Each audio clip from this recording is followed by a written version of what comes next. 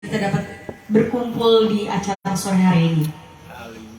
Sebelum acara ini dimulai, akan dibuka oleh kata sambutan dari Korpres Kahmi Kota Bengkulu, Kanda Irfan Rizaldi. Waktu dan tempat dipersilakan.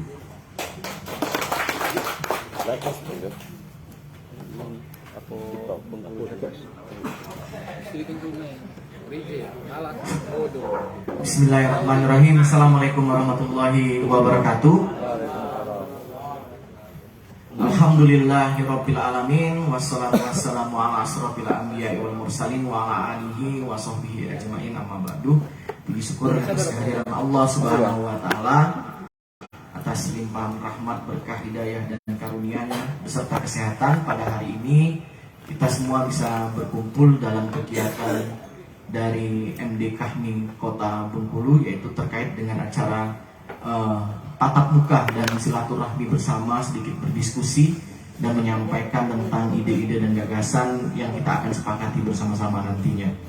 Selawat teriring salam juga kita sampaikan juga kepada keharibaan kita semua, Nabi besar Muhammad SAW.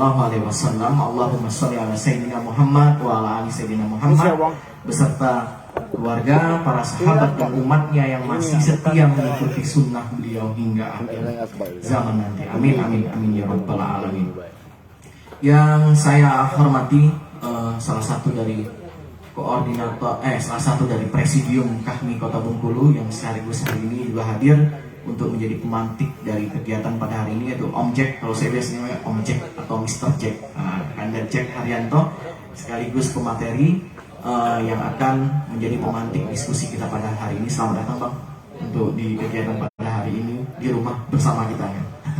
Kemudian juga yang kami hormati Kakanda kami, Kakanda Rayendra ya. Alhamdulillah pada hari ini Kakanda Rayendra telah hadir untuk memberikan semangat sekaligus memberikan materi-materi diskusi yang bisa kita sampaikan pada hari ini. Sedikit menginjak apa yang sudah diarahkan yang disampaikan oleh Kanda Rayendra, kami dari MD Kahmi Kota Bengkulu Kanda mengucapkan terima kasih banyak atas sudah menerima dan menjadi salah satu orang yang memberikan pendistribusian bagi kami kota untuk beberapa kader-kader kami yang kali ini sudah duduk di Panwascam di Kota Bengkulu ini. Saya mengucapkan terima kasih banyak Anda atas partisipasi itu. Semoga saudara Norwin dan rekan-rekan Kahmi Kota yang lain bisa amanah menjalankan. Kalau saya nggak pernah ragu dengan beliau ini kan, terus terang ya,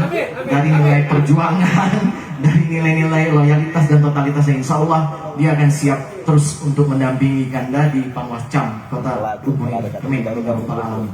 Kemudian yang saya hormati juga, kalau saya manggilnya boy, tapi kalau hari ini Bapak Dimpu Eksler SIP MAP sekaligus Ketua Komisi 1 DPR Provinsi yang semangatnya terus menyala, yang terus bisa sama-sama memberikan efek positif untuk rekan-rekan muda. Bahwasanya pada hari ini Ketua Komisi 1 usianya masih sangat muda sekali. Kalau boleh dicek di DPR Provinsi ini kan salah satu ketua komisi yang paling muda, satu-satunya beliaulah Pak Dimpu Eksler SIP MAP. Selamat datang Bu di acara Kahmi Kota dan ucapan terima kasih atas kegiatan yang diluangkan untuk hari ini dan disempatkan untuk bisa hadir. Terima kasih banyak Dimpu. Kemudian ya alhamdulillah pada hari ini juga Kakanda kita Zaki Andoti, selamat datang Kanda di acara Kahmi Kota Bengkulu. Terima kasih atas kehadiran pada kegiatan pada hari ini. Beliau juga salah satu akademisi senior dari mentor dari banyak wartawan-wartawan yang ada di Kota Bengkulu. Nah Win, ini ada Kanda Zaki, jangan lupa bermentor dengan beliau ini ya untuk kegiatan-kegiatan pers dan kemediaan. Yang saya hormati juga ada Maulana Taslam selaku ketum cabang beserta jajarannya. Kemudian adik-adik, adinda-adinda dari komisariat ya. Komisariat kami ucapkan juga selamat datang, dan yang kami juga ingin sampaikan di sini ada adik kami Charminanda selaku sekjen dari Kahmi Kota, alhamdulillah sudah hadir, dan teman lama saya sahabat lama kami bersama ini satu angkatan sebetulnya. Jadi saya, Pak Dimpu, kemudian Tasron, nah, kalau pernah dengar Tasron ini kemudian Ricky Dwi Putra, nah, ini teman-teman satu angkatan. Nah, beliau adalah salah satu rekan dan sahabat kami yang sudah lama berkiprah di Jakarta dan hari ini menyempatkan diri untuk hadir. Yang dulu dia berkiprah di Ombudsman Republik Indonesia. Stay-nya di Jakarta, tapi alhamdulillah hari ini bisa sama-sama hadir di sini. Saudara kami Irsan Hidayat Nur Wahid. Ya, ini Irsan Hidayat. Selamat datang ya di ini. Kalau biasa kami panggil Raja karena dulu beliau aktif di, selain di HMI juga aktif di komunitas seni. Kalau di komunitas seni mahasiswa Fakultas Ilmu Sosial dan Ilmu Politik, kalau ketuanya itu dipanggil Raja. Jadi panggilan ini lengket sampai dengan detik ini ya, Raja Kosbit. Nah, kira-kira seperti itu. Ini banyak endorse dan dia. Ini Kosbit kan udah ini. Ya, itu yang bisa saya sampaikan pada hari ini. Alhamdulillah kegiatan pada hari ini saya mengucapkan rasa bangga saya terhadap adik-adik atas izin Dimpu Exler bersama-sama dengan Om Jack. Maka hari ini kegiatan pada hari ini bisa berjalan dengan baik karena pembentukan panitia ini kita juluki panitia Bravo 7. Ada saudara Windy, kemudian ada saudara Azizul Fikri. Nah, salah satu anggota dari Bravo 7 atas izin Dimpu dan Om Jack membentuk tim kepanitiaan kecil ini sehingga kepanitiaan ini bisa terlaksana dan berjalan dengan baik sampai nanti pada selesai acara nantinya. Berbicara kita pada hari ini adalah berbicara tentang politik, berbicara tentang penyelenggaraan dan berbicara tentang bagaimana dinamika sosial dan politik pada hari ini. Karena kita ini anak HMI, karena kita ini alumni HMI, karena kita juga berkecimpung sama-sama di HMI. Jadi kalau tidak ada kata sambutan saya yang unsurnya ada akademiknya nanti kurang ya. Wah, ini nggak intelek nih MDK di kota ini ya, koordinator presidiumnya.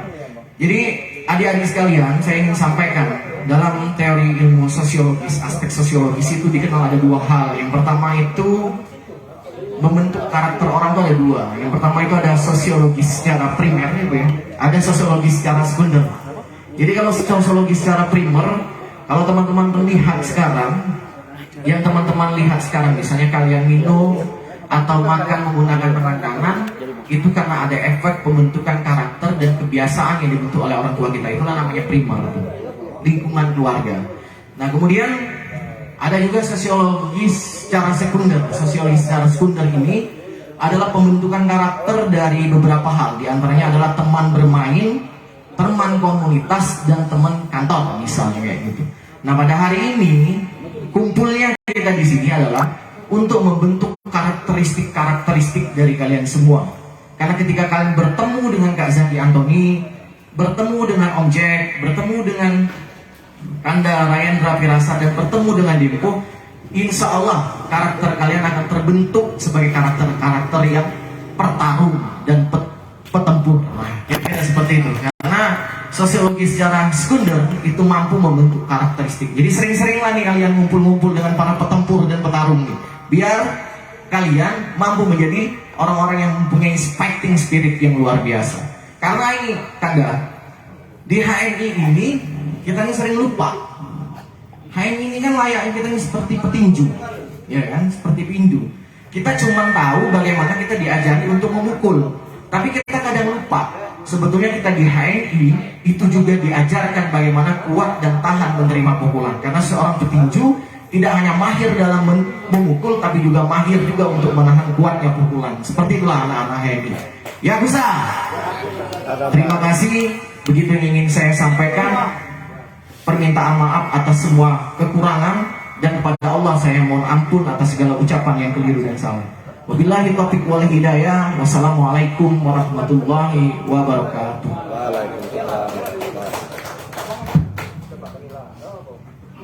Terima kasih Kanda Irfan Rizaldi atas kata sambutannya. Maka kita langsung saja memulai acara dialog kita pada sore hari ini. Karena sore hari ini, izin Kanda semua yang ada di depan, sore hari ini kita akan berbicara menyoal pemilu 2024 yang gak kerasa nih, udah hitungan bulan lagi ini akan dimulai konstelasi pemilihan umum 2024. Nah, di sini tujuannya bukan hanya untuk mengedukasi masyarakat atau seluruh hadirnya ada di sini, karena kebetulan juga acara ini disajikan live.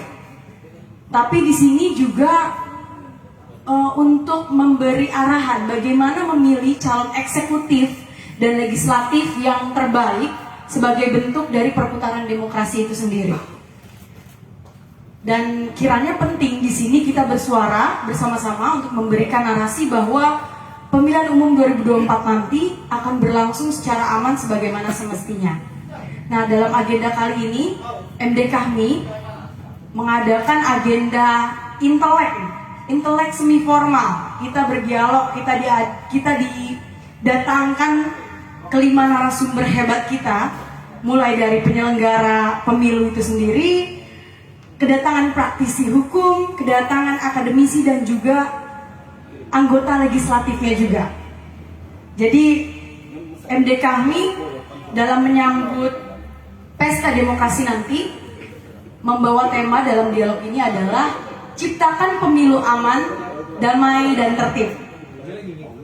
Untuk teman-teman semua pasti saya yakin punya banyak pertanyaan di benak kalian, apalagi rasanya sensitif ya kalau kita berbicara tentang pemilihan umum tuh agak-agak bisa menyenggol banyak pihak lah. Nah, jadi di sini kita kupas satu persatu, dan kelima narasumber kita di depan siap menyajikan materinya. Adapun yang pertama saya sebutkan kembali ada Bapak Dempo Exler selaku Ketua Komisi 1 DPRD Provinsi Bengkulu. Yang kedua ada Bapak Rayendra Pirasat selaku Ketua Bawaslu Kota Bengkulu. Yang ketiga ada Bapak Jeki Haryanto selaku advokat sekaligus ahli hukum. Dan keempat ada Bapak Zaki Antoni selaku pengamat politik dan akademisi. Dan nanti mungkin akan disusul dengan Bapak Dedi Haryanto selaku anggota KPU Kota Bengkulu. Di sini akan saya beri informasi bahwa saya selaku moderator di sini berhak untuk menginterupsi dan juga memberi pertanyaan selagi para narasumber sedang menyajikan materinya. Dan di sini juga para hadirin Kanda Yunda yang ada di sini boleh sekali untuk memberikan pertanyaannya nih. Ketika keempat bapak-bapak yang ada di depan ini sedang menyajikan materinya.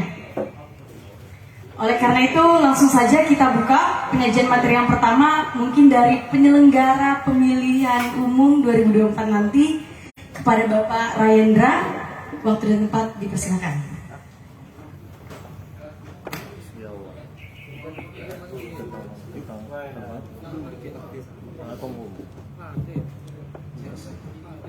Bismillahirrahmanirrahim. Assalamualaikum warahmatullahi wabarakatuh. Waalaikumsalam warahmatullahi wabarakatuh. Alhamdulillah. Ada apa dia membawa acara, bukan objek kan? Adu galo kita ya. Sama-sama kita hormati senior kita tempat kita bertanya, berdiskusi segala macam nasihat bisa kita tanyakan. Kemudian yang juga kita hormati Linda ya, karena lebih muda dari saya. Zaki, kemudian Nadinda Dempo Exler, kita kenal dulunya waktu mahasiswa saling demonstran anggun. Jadi terima kasih sudah datang.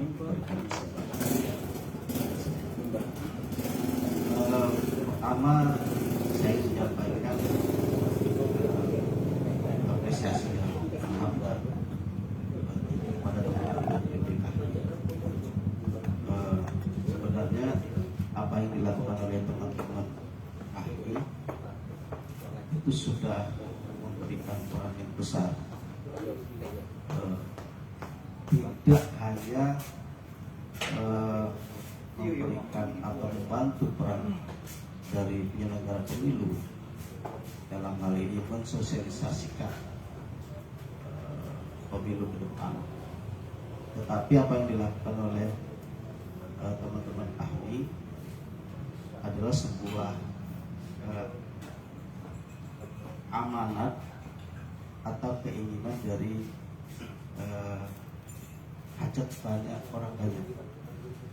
Jadi saya pikir dan saya optimis dari komunitas yang hari ini mengadakan diskusi, dari komunitas inilah yang akan menjaga pemilu ke depan, karena beberapa perkembangan secara nasional dengan hiruk pikuk dinamika hari ini di penyelenggara, ada wacana, ada diskusi di tingkat nasional. Kalau selagi masih ada HMI di penyelenggara, kita yakin visi-visi cita-cita bangsa ini masih bisa terselamatkan. Jadi karena HMI dan kader-kadernya di dalam penyelenggara ini yakin dan optimis dapat menyampaikan atau mengimplementasikan pesan-pesan masyarakat. Jadi kalau kita di penyelenggara,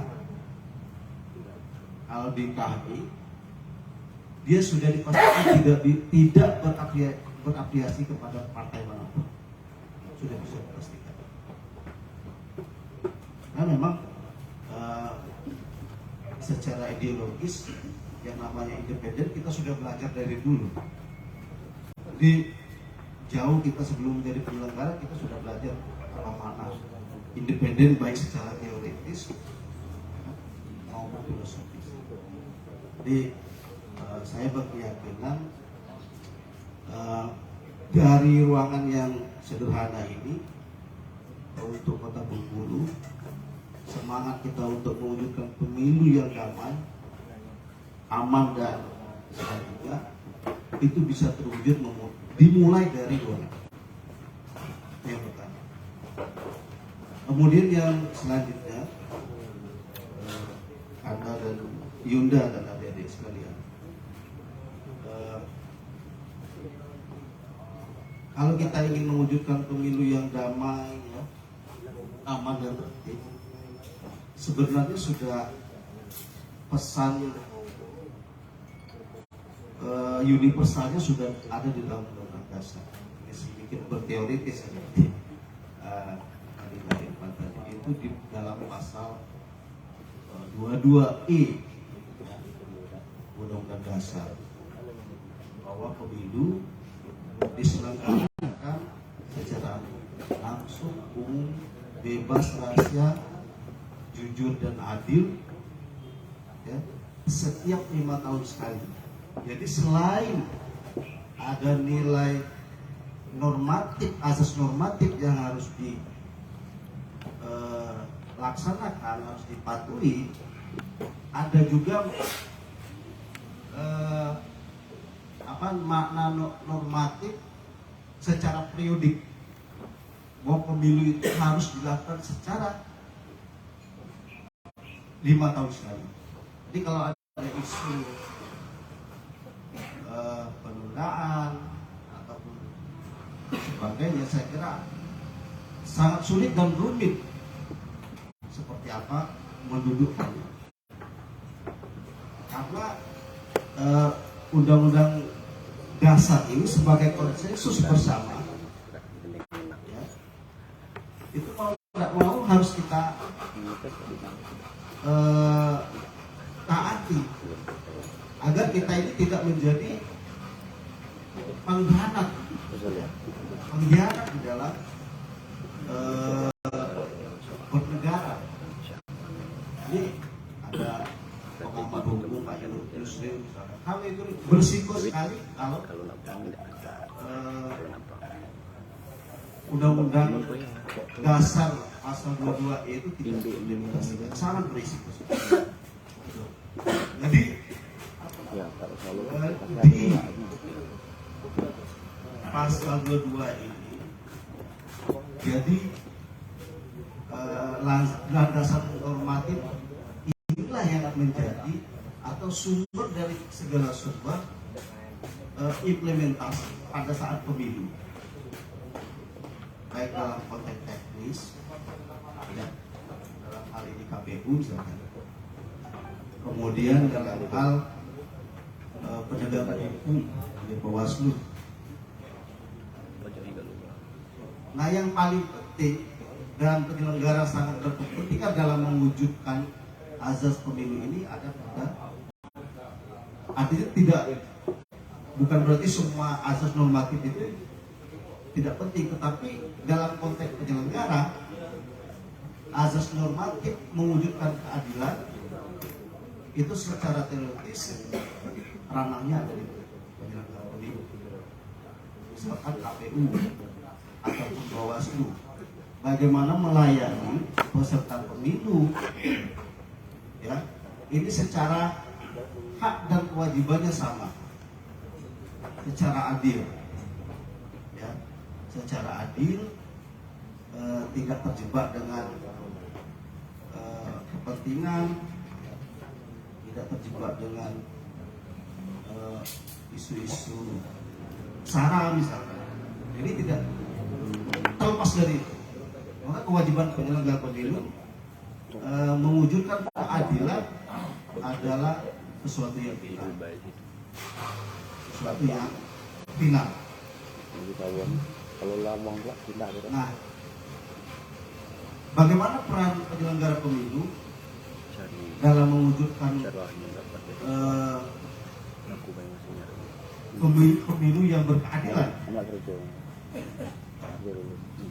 dalam konteks Bawaslu, pertama yang dilakukan oleh penyelenggara pemilu dalam hal ini Bawaslu adalah menegakkan hukum, menegakkan hukum.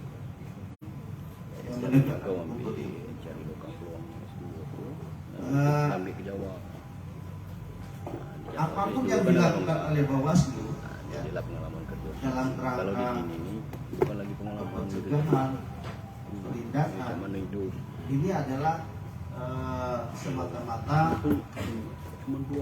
dalam rangka menegakkan hukum ini. Jadi memang ranahnya adalah ranah Bawaslu, penyelenggara pemilu. Tidak bisa diselesaikan oleh, kalau dia penyelenggara pemilu, itu tidak bisa diselesaikan, dituntaskan oleh lembaga lain selain penyelenggara pemilu, kecuali dalam hal ada unsur pelanggaran lainnya. Baik, oke, Kanda Rendra, maaf memotong. Jadi bisa kita simpulkan bahwa Bawaslu juga mengawal ya untuk pemilu di 2024 nanti tetap berjalan secara tertib dan juga menghindari adanya pelanggaran-pelanggaran. Tapi mungkin yang jadi pertanyaan, sejauh apa sih Bawaslu di Kota Bengkulu ini persiapan serta pengawasannya yang sudah dilakukan? Boleh langsung dijawabkan ya. Sebelum ke situ, Adinda. Ya, kan. Jadi yang kedua, peran dari penyelenggara pemilu dalam hal ini Bawaslu, yang kedua adalah mengembalikan hak konstitusional partai politik. Nah, kemarin ada permohonan sengketa bagi calon peserta pemilu yang merasa dirugikan, ya.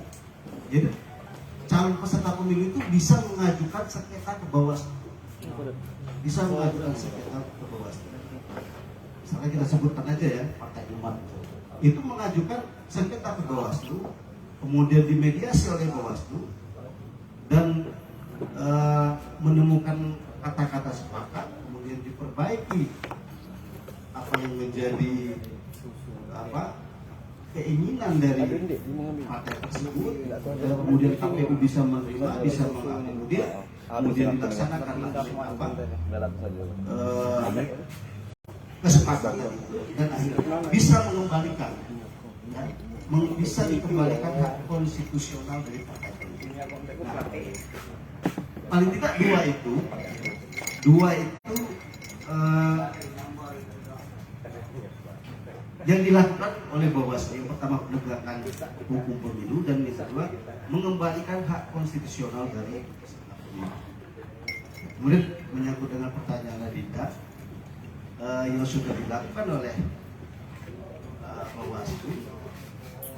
Nah, sekarang ini Bawaslu sudah menyelesaikan, Bawaslu Kota Bengkulu ya, secara nasional juga sudah menyelesaikan pembentukan pengawas ad hoc ya, dari 3 kecamatan dan kelurahan, Panwascam dan Panwas kelurahan. Dan alhamdulillah semaksimal mungkin saya berjuang ya, karena terus terang di Komisioner Bawaslu Kota itu saya sendiri ya, dan saya berharap dan berdoa kader HMI nanti untuk di Bawaslu Kota itu bisa mayoritas, jadi bisa mendistribusikan kader-kadernya lebih banyak lagi ya, untuk kedepannya. Nah, kemudian juga pengawas kelurahan ada juga kader-kader kita yang ada di pengawas kelurahan. Tapi memang saya tengok minatnya masih sedikit ya, kemudian secara struktur tidak seimbang dengan mungkin ya, tidak seimbang dengan ekspektasi ya seorang kader. Kalau kader ini kan inginnya yang luar biasa, yang besar. Panwascam ini mungkin Panwascam ini pun mungkin tempat pelarian aja, nunggu yang di kota ataupun kabupaten. Nah, yang dilakukan oleh Bawaslu, Bawaslu sudah mengoptimalkan jaringan-jaringannya ya, dari kecamatan dan kelurahan ya. Sekarang agendanya kemarin sudah selesai ya, tanggal 14 kemarin melakukan pengawasan pencocokan ya, pencocokan dan penelitian DPT daftar pemilih untuk itu sudah dilakukan, dan proses tetap berlanjut, nanti akan dilakukan pleno secara berjenjang. Nah, kemudian sekarang sedang berjalan proses perbaikan verifikasi administrasi sudah selesai, dan ada penyemplingan verifikasi aktual calon DPD. Semua digerakkan di situ. Ya, dalam rangka itu tadi menegakkan hukum pemilu, jangan sampai ada prosedur dan mekanisme yang dilanggar, kemudian hal ada yang dirugikan. Jadi bisa diajukan keberatan. Itu juga dalam rangka untuk mewujudkan terima kasih Kader Rendra atas narasi kepada kita bahwa Bawaslu sejauh ini memang sudah melakukan langkah-langkah optimis dan efektifnya untuk menyelenggarakan pemilu 2024 yang tertib. Tapi tadi sempat disinggung nih soal putusan PN Jakarta Pusat kemarin yang kita tahu ini memicu respon reaksi dari halayak banyak. Kalau penundaan pemilu ditunda 2 tahun 4 bulan 7 hari. Nah, ini penasaran nih, kayaknya pertanyaan ini pas dilayangkan kepada Bapak Zeki Herianto, Bapak Zeki Antoni, untuk menjawab nih bagaimana proses dari menjemput pemilu 2024 nanti. Kita terhembus angin kencang nih bahwa katanya ada penundaan pemilu, walaupun tadi yang sudah dijelaskan oleh Kanda Rayendra dikatakan sepertinya sulit mekanismenya pun kalau sampai ditunda. Tapi bagaimana nih pandangan sebagai pengamat politik di Indonesia, di Kota Bengkulu, seperti apa atas putusan tersebut? Apakah sangat berimplikasi terhadap pemilihan umum nanti, atau itu hanya sentilan kecil lah terhadap dorongan penundaan pemilu yang akhir-akhir ini digaungkan beberapa tahun terakhir? Silakan kan. Ya, baik, terima kasih. Assalamualaikum warahmatullahi wabarakatuh. Ini putusan Pengadilan Negeri Jakarta Pusat itu ya gempa politik. Ini menimbulkan goncangan ya terhadap konstelasi politik di negara kita menjelang 14 Februari 2024. Tetapi itu kan sudah lewat. Jadi memang Pengadilan Negeri itu tidak berwenang ya untuk mengadili sengketa-sengketa pemilu yang sebetulnya itu sudah menjadi ranah Bawaslu dari disampaikan oleh Raya Muda.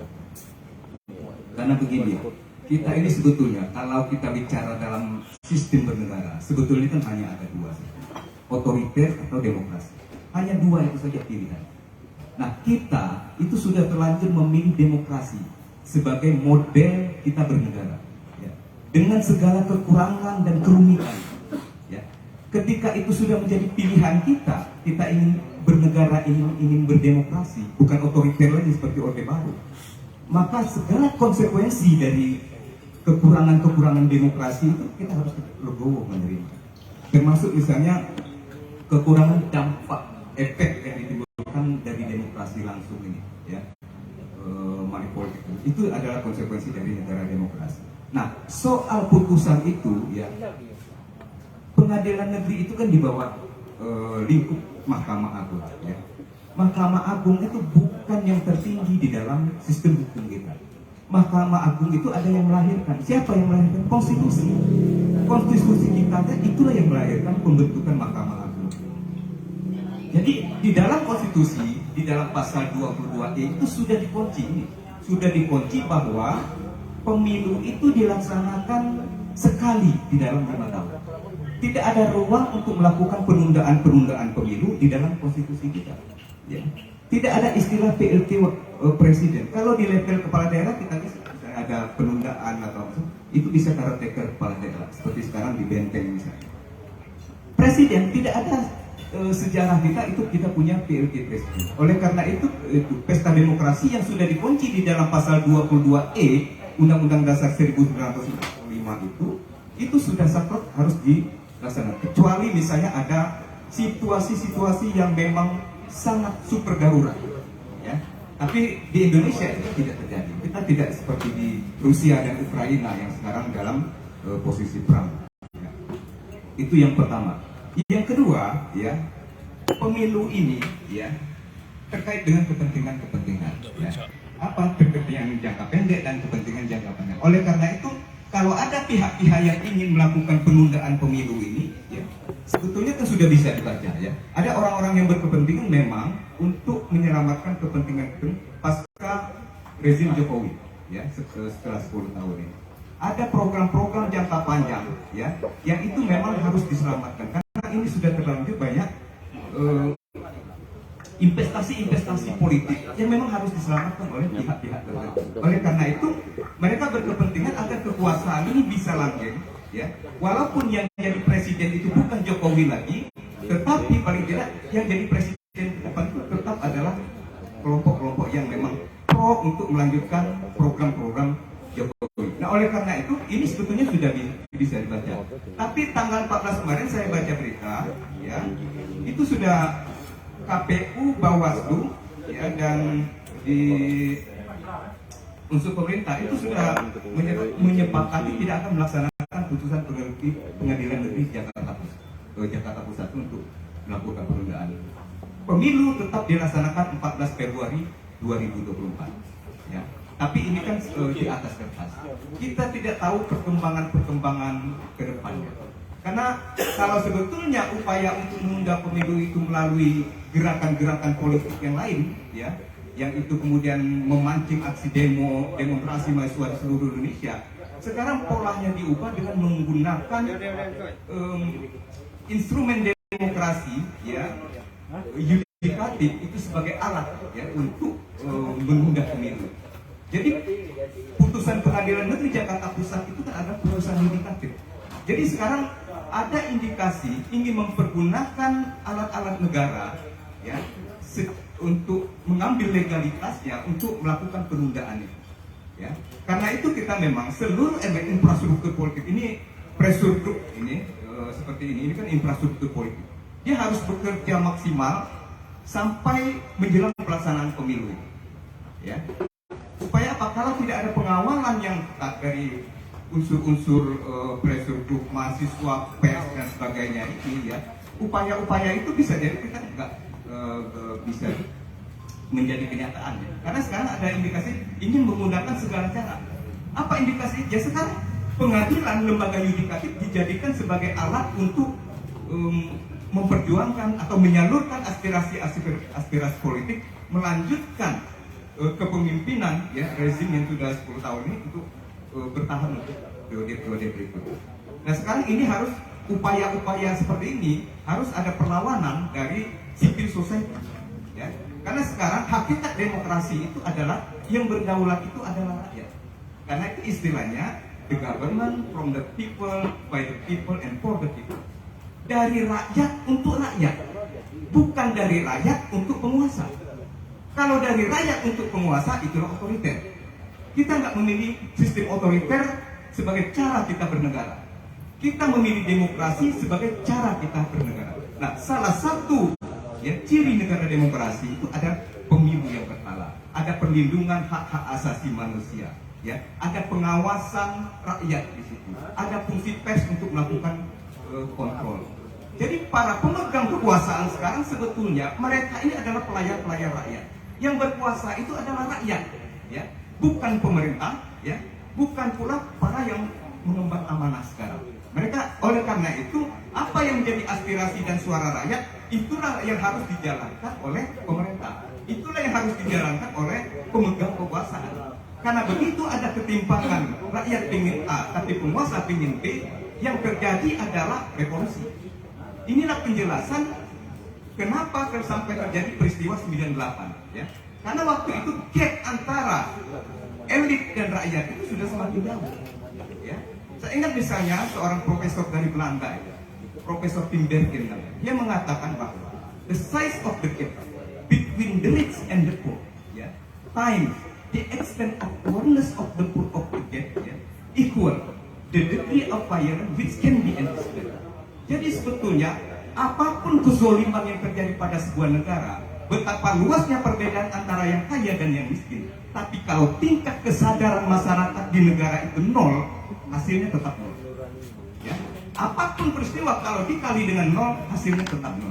Oleh karena itu betapapun penyimpangan, penyalahgunaan kekuasaan, kemiskinan, pengangguran dan sebagainya, tapi kalau tingkat kesadaran masyarakat kita masih nol, maka kita tidak akan mengharapkan terjadi perubahan apapun. Ya. Oleh karena itu sekarang tingkat kesadaran masyarakat itu akan mengimbangi ya berbagai peta atau konstelasi politik di tingkat nasional itu untuk mengawal agar amanat pasal 22E Undang-Undang Dasar 1945 itu berjalan sesuai dengan realnya. Ya, apa yang dilakukan oleh MD Kami Kota pada hari ini, ya, ini sebetulnya adalah salah satu penyimbang itu, ya, salah satu cara pengawasan, ya. Saya mengharapkan ya forum-forum seperti ini akan semakin banyak bermunculan, itu akan semakin baik, ya, karena dia akan menjadi penyimbang, ya, antara irama yang terjadi di elit-elit kekuasaan dengan dinamika yang terjadi di bawah. Karena ketimpangan antara yang di atas yang di bawah itu, yang bisa menyalurkannya itu adalah kaum intelektual. Salah satu ya kaum mahasiswa, ya. Karena itu mahasiswa tidak boleh dia apatis, dia harus peduli mahasiswa itu, ya. Karena itulah salah satu ciri predikat maha di belakang kata-kata siswa itu. Salah itu kepedulian.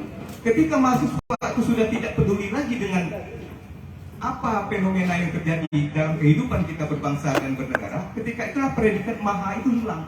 Dia akan jadi siswa saja, bukan mahasiswa. Ya, saya pikir yang hadir di forum ini, Bung Dempo, ya, Adinda Rayendra, Adinda ini adalah aktivis-aktivis yang sebetulnya dulu para demonstran semua ya, yang aktif menyuarakan kepentingan hati nurani masyarakat. Saya pikir ini yang harus kita jawab. Oleh karena itu terkait dengan putusan Pengadilan Negeri Jakarta Pusat itu adalah gempa-gempa politik. Sekarang menimbulkan goncangan-goncangan kecil, tetapi tidak tertutup kemungkinan akan ada gempa politik yang lebih besar lagi sampai akhir tahun ini, dan itu menimbulkan goncangan yang lebih besar daripada goncangan di bulan Januari ini. Tapi goncangan itu bisa kita stabilkan kalau misalnya infrastruktur grup media, pers, kalangan pemerhati politik dan sebagai LSM itu bisa aktif bergerak sehingga goncangan itu bisa stabil. Saya kira ya, terima kasih. Terima kasih Kanda Zeki Antoni terhadap pemaparannya tadi tentang sengketa yang diajukan ke PN Jakarta Pusat. Nah, tadi membahas kalau ini menyangkut dinamika masyarakat di bawah, dan juga ini hanya goncangan-goncangan lah ketika kita dalam proses menuju kepada pemilu 2024. Nah, yang menjadi pertanyaan, karena kita sama-sama tahu nih, masyarakat sekarang tidak bisa dihitung-hitung bagaimana intensitas kepercayaan mereka kepada pemerintahan sekarang. Nah, karena kebetulan di sini ada Bapak yang duduk di bangku legislatif, mungkin kita nanya nih, tips and triknya gimana nih Pak?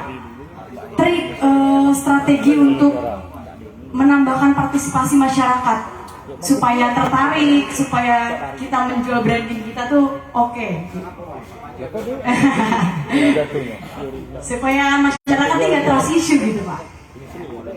Waktu dan tempat dipersilakan. Saya langsung ya sama tadi Pak yang kita tanyakan.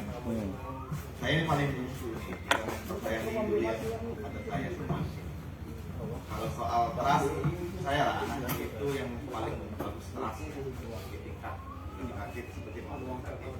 Ini kayaknya berdua dalam pemilu, saya pernah suratin Bang Refra melanggar pemilu 2019. Ketika saya buat acara kemudian voter 10.000 kemudian sudah di atas gua. Nah, aku surat tidak boleh pidato karena memang sudah waktunya masa kampanye ya. Saya nggak marah karena emang itu aturan undang-undang walaupun kita kan. Nanti ketika pas saat penghitungan suara saya butuh data satu CS tinggal WA Kando satu. Inilah uniknya happy kan. Jadi yang penting kita bukti ini giliran pertolongan datang juga. Kenapa? Anda happy tidak boleh membuka ruang pelanggaran hukum dalam bidang politik maupun negara, nggak boleh. Tapi menyelamatkan kader wajib. Melanggar hukum tidak boleh ya, tapi menyelamatkan kader wajib hukum. Karena di HMI kita ajarkan bukan hanya karena satu dan kita memang di apa itu ideologi perjuangannya sama. Nah, terkait tips trik caleg pemilu gitu ya. Saya bingung sama apa soal tapi kan soal tips menang pemilu kan. Karena saya nggak tahu dalam kaitan tarung itu rumit. Ini sama-sama orang buntu gitu kan. Buntu itu nggak punya uang. Saya di Kota Bengkulu caleg tidak respon satupun tidak respon dan baliho ketika 2019. Kenapa tidak punya satu baliho? Karena tidak ada uangnya. Nah, tapi nggak ada uang ini bukan berarti kita menyerah. Tapi kita mesti berkreativitas. Bagaimana dengan tanpa satu baliho kita bisa menemukan formasi baru dalam kemenangan. Nah, alhamdulillah saya menemukan formasi baru. Dalam teori politik diajarkan oleh para dosen dulu pasti itu yang namanya ingin menang dulu tuh bangun namanya popularitas, pas satu baliho dan lain-lain. Saya nggak punya. Maka ada metode lain, metodenya digitalisasi. Kebetulan memang di era kita ini udah mulai marak yang namanya Facebook, Instagram dan lain-lain. Ini kita gunakan. Bahkan ini lebih hebat menjangkaunya. Acara kita hari ini ditonton oleh orang seperti Bengkulu. Inilah hebatnya kampanye zaman digital. Maka anak happy memang sudah melek digital. Apalagi kita yang generasi memang menjelang 5.0 ini sudah mesti memahami era itu. Nah, terkait dengan branding, ada dua hal yang menjadi ketimpangan dalam branding. Ada memang sifatnya itu branding dia membentuk seakan-akan dia seperti itu, atau dia memang seperti itu dan disampaikan ke publik. Nah, banyak hari ini kepalsuan adalah dia nggak seperti itu, tapi dikemas seperti itu. Ini dengan pencitraan negatif. bukan aslinya dia, tapi dibuat seperti itu. Nah, anak HMI nggak perlu seperti itu. Anak HMI tampillah apa adanya, jual dirimu sesuai kemampuanmu. Publik akan memberikan penilaian yang berbeda dengan yang lainnya. Misal, dengan pembuktian integritas. Nah, pembuktian integritas menjadi poin enterpoint sebagai anak HMI. Ketika misalnya Bang Rendra menjadi penyelenggara, dia tunjukkan bahwa dia mampu memberikan sebuah komitmen perjuangan sebagai penyelenggara. Ketika kemarin saya Bang Zaki memimpin media, dijawab pos memimpin PWI, dia buktikan bahwa sebagai kader HMI dia buktikan bagaimana kinerja seorang kader HMI. Begitu pun dengan Bang Jeki, sebagai dia praktisi hukum, dia tunjukkan. Nah, begitu pun saya mesti membuktikan kinerja yang baik agar tidak malu-maluin lembaga HMI. Memang mencaleg itu ya, suaranya bukan dari HMI. Tapi ketika jadi, orang mengatakan wakil HMI. Inilah gunanya HMI. Ketika pemilu, bisa saya panggil nih, Bung Ajis, buat saya nih, maafkan loh, saya ini penyelenggara, dosa dengan. Tapi ketika sudah menang, wajib kita ini menjadi bagian perjuangan HMI. Kemarin misalnya diskusi kita dengan Presidium, alhamdulillah tahun ini cabang dapat hibah 2,2 M ya. Yang awalnya kita 2,2, sini 2,2. Kenapa? Berkat sinkronisasi gerakan HMI-nya. Kalau soal gubernur pada daerah udah banyak HMI gubernur kita, tapi tidak ada sama. Tidak ada yang mengawal teknisnya. Nah, kebetulan kita punya presto dari media, punya presto dari penyelenggara, punya presto dari biro, dari DPR. Ya tidak barang itu. Nah, ini memang gerakan harus dibawa oleh HMI. Nah, terkait trik pemenangan pemilu, bahkan saya kalau boleh jujur hari saya pun sudah membuka ruang, membuka ruang kado. Saya buka ruang, saya sudah mencari 100 orang anak HMI yang mau digembleng di caleg, gratis. Saya akan latih sampai menang pemilu tanpa biaya.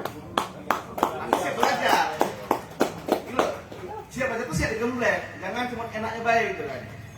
Saya dari 2005 sampai hari ini kado, alhamdulillah belum pernah tidur 24 jam. Dan 2005 ya, 2005 awal kuliah sampai hari saya belum pernah tidur 24 jam. Kenapa? Saya sadar kekurangan saya adalah saya anak kampung. Kalau saya bukan orang kaya, bukan anak penguasa, maka saya mesti korbankan waktu istirahat untuk berjuang. Contoh tadi pagi saya ke Utara, ketemu dengan 200 anak itu. Orang bilang kan, kenapa Utara kota bukan dapilmu, bukan kota. Nah inilah strategi yang tidak dipahami dengan politisi. Bayangan saya, 200 anak itu di Utara pasti akan bercerita dengan anak ibu kota. Betul nggak? Walaupun hari saya belum bertemu anak ibu kota. Kemarin saya bertemu dengan 200 anak IMM. Bayangan saya, IMM ini memang Muhammadiyah. Tapi ada nggak kalau DPR dari Muhammadiyah? Nggak ada. Nah begitu. Nah ini, ya kalau soal strategi kan semuanya diajarkan. Apalagi angka 2 kan ada namanya selatan. Tidak ada KP lain berdasarkan selain HMI. Maka saya pernah bilang ke Bung Taslam, mesti dipahami Bung Taslam, saya bilang antara strata militer dengan strata HMI. Kalau militer, dia menang atau kalah, hancurkan lawan atau pulang ke barat. Kalau HMI enggak, HMI itu menang-menang. Kalau kalah tarung, negosiasi.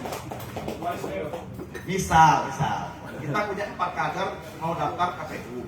Cuma 2 yang lolos, yang 2 neko lah jadi ahli gitu kan. Kan menang-menang kan? Ada yang kalah. Tapi kalau nggak ada yang daftar, makanya ada yang banyak daftar. Kalau 2 yang lolos, ya 2 jadi ahli kan gitu kan. Itu win-win solution. Jadi nggak ada kalah itu namanya menang-menang. Kalau militer baru perang habis bumi hangus atau kalau kalah pulang ke barat. Happy nggak? Menang-menang. Nah ini masih kita kenal dalam strategi HMI. Jadi selama ini kita kan udah dikenal HMI ini kan hobi ribut, gebuk-gebukan. Tadi kata Bu Irfan, selain hobi menggebuk, nggak mesti gebuk gitu kan. Nah bagaimana kita mengelak gebukan ini menjadi sebuah potensi, serangan punya potensi. Saya tidak punya sepatu baliho, tapi dulu hampir merata teman-teman media kan anak HMI semua. Ya. Misalnya Bung Zaki alumni Jawa Pos, Bung Zaki itu media semua. Dan lain-lain, ada Bang Wanda. Gak Bang Wanda kalau saya kasih sumber DPR, pasti nama Depu deh Pak. Bahkan tanpa konfirmasi. Lah naik beritanya baru ngomong, Dek, nama bapak tadi, siapa? Nah ini connection yang harus jalan. Ada Bung Haji saling ke DRB online dengan dulu Gunanda. Ini Bunda dari ceritanya, sekolah di kota. Ketika dia aktivis HMI, mahasiswa, selalu nyerang saya. Tidak ada beritanya Bung Nanda nggak nyerang saya. Iya, tapi waktu itu dia masih mahasiswa. Apa saya marah? Tidak, karena dia mahasiswa. Kalau apa? Peleng kan? Karena udah ada status kan? Kalau dia masih ber-HMI, mengurus cabang, sosial atau mahasiswa, kita hormatin, saya tidak membantah itu di saya. Tapi kalau udah tamat, live video. Ketika bertemu dengan DPR, beliau nih, anak saya marah nggak ada. Karena saya bangga kalau kamu udah mau, dia bilang kan. Maka saya rekomendasi komik antek di depan. Karena melakukan gitu. Kalau lama-lama inilah saya yang gitu loh. Yang itu mesti dia apa ya? Jangan baper. Jangan baper. Potensi itu semua digunakan dengan baik. Soal menang pemilu, strategi itu kalau teori banyak sekali. Tapi ini matematika jelas. Menang pemilu itu dengan total minimal suara sekian. Inilah mesti dihitung dalam gerakan hari-hari kita. Misal gini, kita berkebun, nanam 1000 pohon sengon, maka akan berpotensi tumbuh minimal 800 batang. Kalau nanam 1000 batang, tumbuh 500, itu nggak ngerti nanam namanya. Nggak ngerti nanam. Kalau karena hama, karena cuaca itu ya minimal 800 lah. Begitu dengan politik kan loh, teman-teman sekalian. Kalau kita butuh nanti di DPR ini butuh suara 10.000, ya minimal cari suara 15.000. Mungkin 5.000 sakit, atau lupa kan, siangan. Kalau yang kan siangan kan, lah menjelang TPS itu baru lewat, kadang tak terus, saya siangan, nah, gitu. Peras publik mesti dijaga. Kemudian contoh nih, teman-teman mengamati ya. Ketika tadi demonstrasi ke DPR anak-anak HMI, saya mana korab demo lain ada gitu. Saya pernah dihukum baca Pancasila. Saya kan korabnya ya anak HMI ya, saya nurut langsung. Tapi kalau korabnya kan HMI saya lawan kan. Kalau korabnya anak HMI, saya langsung nurut. Selama demo-demo di DPR, bagi saya kalau dewan lain kan takut nemuin loh. Lari, saya enggak, ini panggung. Dia bilang panggung, gila perlu demo jadwalin pemilu. Tapi yang ini 1.000, jangan 2.000. Kenapa minimal dengan adanya demo itu, mahasiswa yang menyampaikan aspirasi juga butuh mendapatkan inspirasi. Nah, kita berikan inspirasi. Bahkan pernah ada demo anak BEM unik ketika itu kan loh. Kurang lebih saya terima audiensi di ruangan 200 orang. Malah saya training aplikasi mereka. Akhirnya saya diundang ke kampus, bang, kalau di training aplikasi BEM unik bang, jadi sudah. Makanya jangan takut-takut. Jadi kalau bertarung itu jangan lihat apa ya, ukurnya menang. Jangan ukurnya apa kekurangan kita, ukurnya menang. Nah, tidak ada kekalahan ini. Maka dulu ketika 2014 saya mencalon, DPRD Kota Bengkulu kalah 14 dulu. Saya bilang, saya tidak akan nyalon lagi tingkat 2, tingkat 1 untuk menebus kekalahan yang pertama. Nah, nanti kalau kalah tingkat provinsi nyalek kita. Karena tidak boleh ada istilah kalah dari HMI. Nah, itu mungkin pengantarnya diskusinya. Karena masih ada 2 lagi. 2 lagi. Baru sedikit lagi. Nah, trik soal itu banyak kalau secara teori, tapi secara ilmu lapangan itu mesti detil. Nah, kalau ada anak HMI yang bertindak, saya siap bikin kursusnya. Bagaimana menang pileg dengan detil. Mesti ngukur waktu, ngukur biaya, ngukur keadaan, dan siap fight dengan waktu pada kita. Dan mesti pandang-pandang menghargai banyak potensi yang ada. Semua apapun itu potensi. Saya yakin yang namanya anak HMI ini kan do, jangankan pintu terbuka lebar ya, lubang kunci pun kalau bisa masuk ya. Nah kalau ada lubang kunci bolong masuk akan dikuasai ruangan itu. Jadi kalau cuma anak HMI, tolong untuk rapat-rapat kuncinya. Ada lubang dikit pun akan terobos, akan dikuasai. Saya sudah buktikan di DPR. Saya taruh ke komisi, nama saya Golkar, 7 kursi.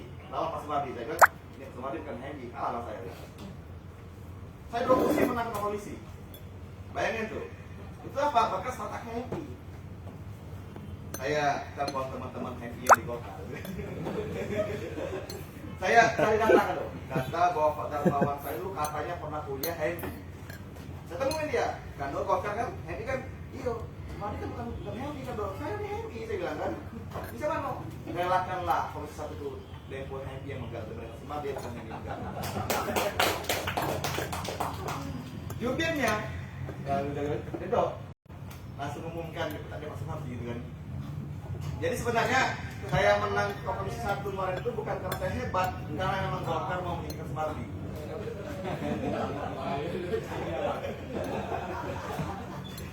Ini kata kamu sama Golkar. Karena apa? HNI Protection. Oke, kenapa? HNI Protection. Itu. Demikian. Terima kasih. Wassalamualaikum warahmatullahi wabarakatuh. Oke, terima kasih Kang Darempo atas trik and tipsnya untuk memenangkan konstelasi pemilu.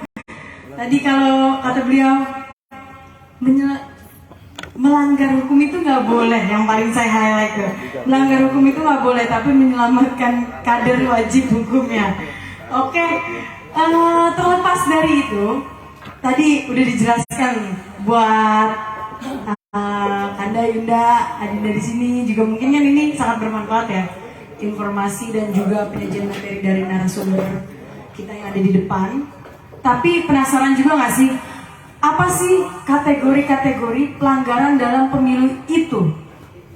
Bagaimana kita mengkategorikan pelanggaran pemilu, terutama untuk pemilu 2024 nanti?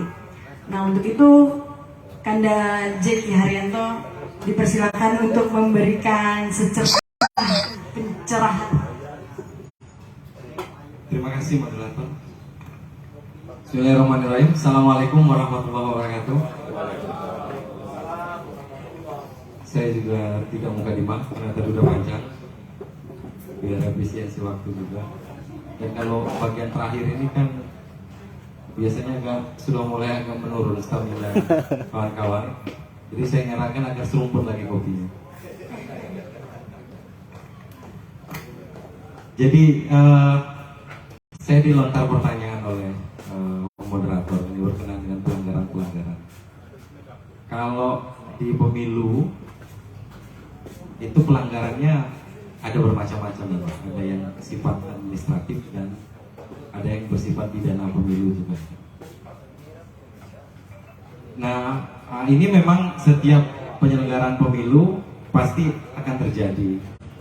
Nah, inilah dibutuhkan pemisahan-pemisahan dan pengetahuan kita mana yang mengandung sengketa administratif dan sengketa pidana pemilu. Seperti yang disampaikan tadi, contoh yang di PN Jakarta Pusat itu sebetulnya administratif. Jadi diajukan sengketanya ke Bawaslu, bukan ke Pengadilan Negeri. Tetapi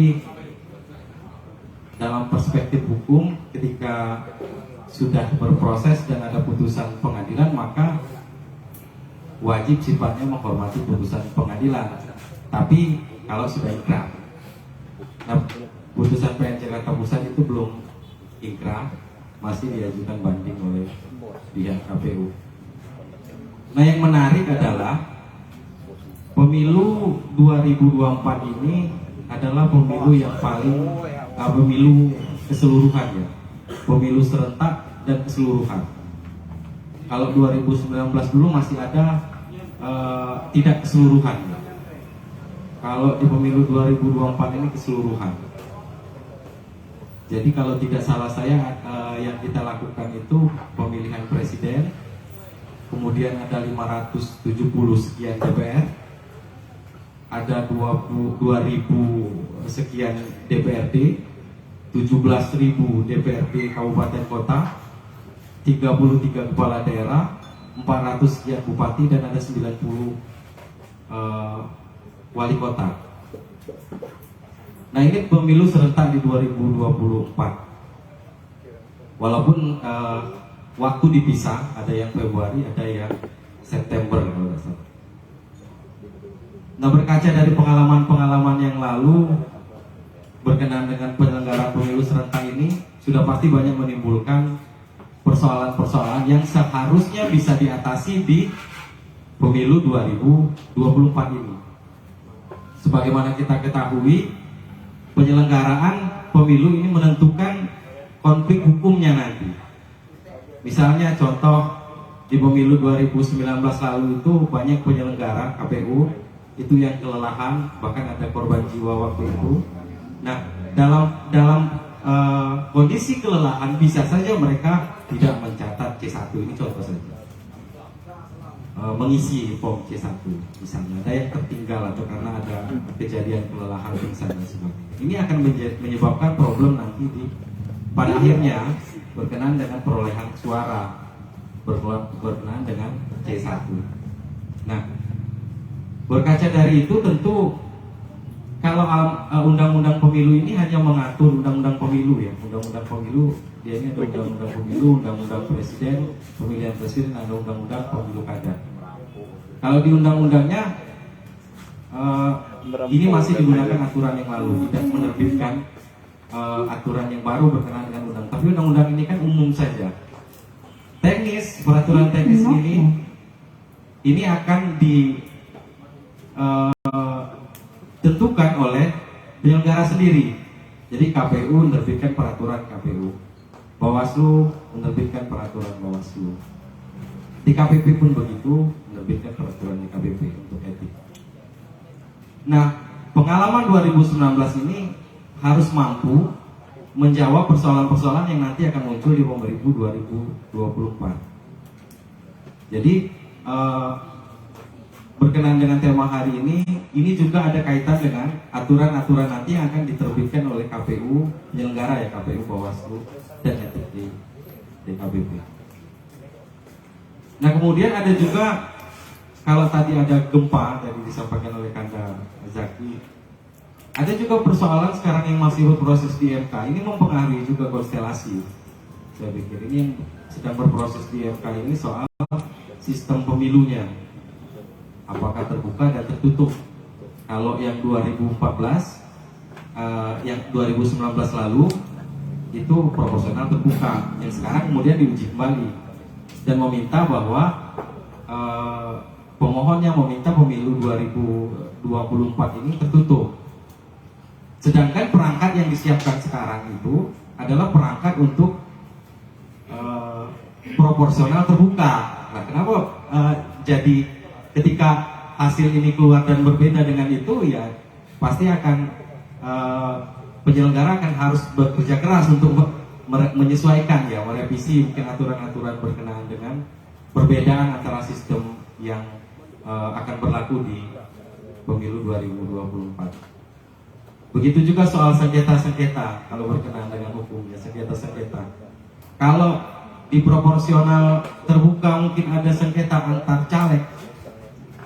Dalam logika saya, kalau proporsional tertutup maka sengketa antar caleg ini tidak ada, sengketa antar partai jadinya cuma ada. Jadi ini cukup mempengaruhi konstelasi nantinya. Makanya kita harus mensupport penuh penyelenggara untuk, karena mereka memang memiliki beban yang cukup besar untuk menyelenggarakan pemilu 2024 ini. Bebannya cukup besar. Dan kalau Indonesia berhasil menyelenggarakan pemilu serentak dan terbesar ini, saya pikir ini prestasi untuk Indonesia tingkat dunia. Karena pemilu di Indonesia ini banyak pengamat yang mengatakan adalah pemilu terumit di dunia. Pengamat yang mengatakan begitu. Makanya Indonesia pun saya yakin akan menjadi role model berkenaan dengan penyelenggaraan pemilu. Nah, kalau aspek lainnya dari soal pelanggaran dalam pemilu, saya pikir ini akan ditentukan juga oleh peraturan-peraturan nanti yang diciptakan oleh KPU, kecuali hal-hal yang memang sudah diatur dalam undang-undangnya terkait pidana ya, pidana pemilu. Nah, mungkin sengketa lainnya ataupun proses-proses lainnya itu akan diatur oleh KPU melalui peraturan KPU dan Bawaslu, mungkin untuk sengketa-sengketa di Bawaslu. Mungkin itu dari saya. Terima kasih dulu untuk sementara. Assalamualaikum warahmatullahi wabarakatuh. Baik, Kanda Zaki Haryanto tadi memaparkan sedikit kemungkinan-kemungkinan yang akan terjadi di penyelenggaraan pemilu di tahun-tahun pemilu biasanya, dan di konstelasi pemilu 2024 nanti juga tidak menutup kemungkinan terjadinya pelanggaran pemilu. Tapi yang jadi pertanyaan saya sebagai moderator dan mungkin mahasiswa sekarang, kita sering banget dengar kata politik identitas. Politik identitas itu masuk kategori pelanggaran pemilu atau tidak tuh Kanda? Apa dia masuk ke dalam kategori hoax atau politisasi kata atau bagaimana? Karena politik identitas ini sekarang hangat banget kalau kita buka YouTube, YLC isinya politik identitas, Rocky Gerung bahas politik identitas dan lain-lain. Gimana? Anda Baik. bisa.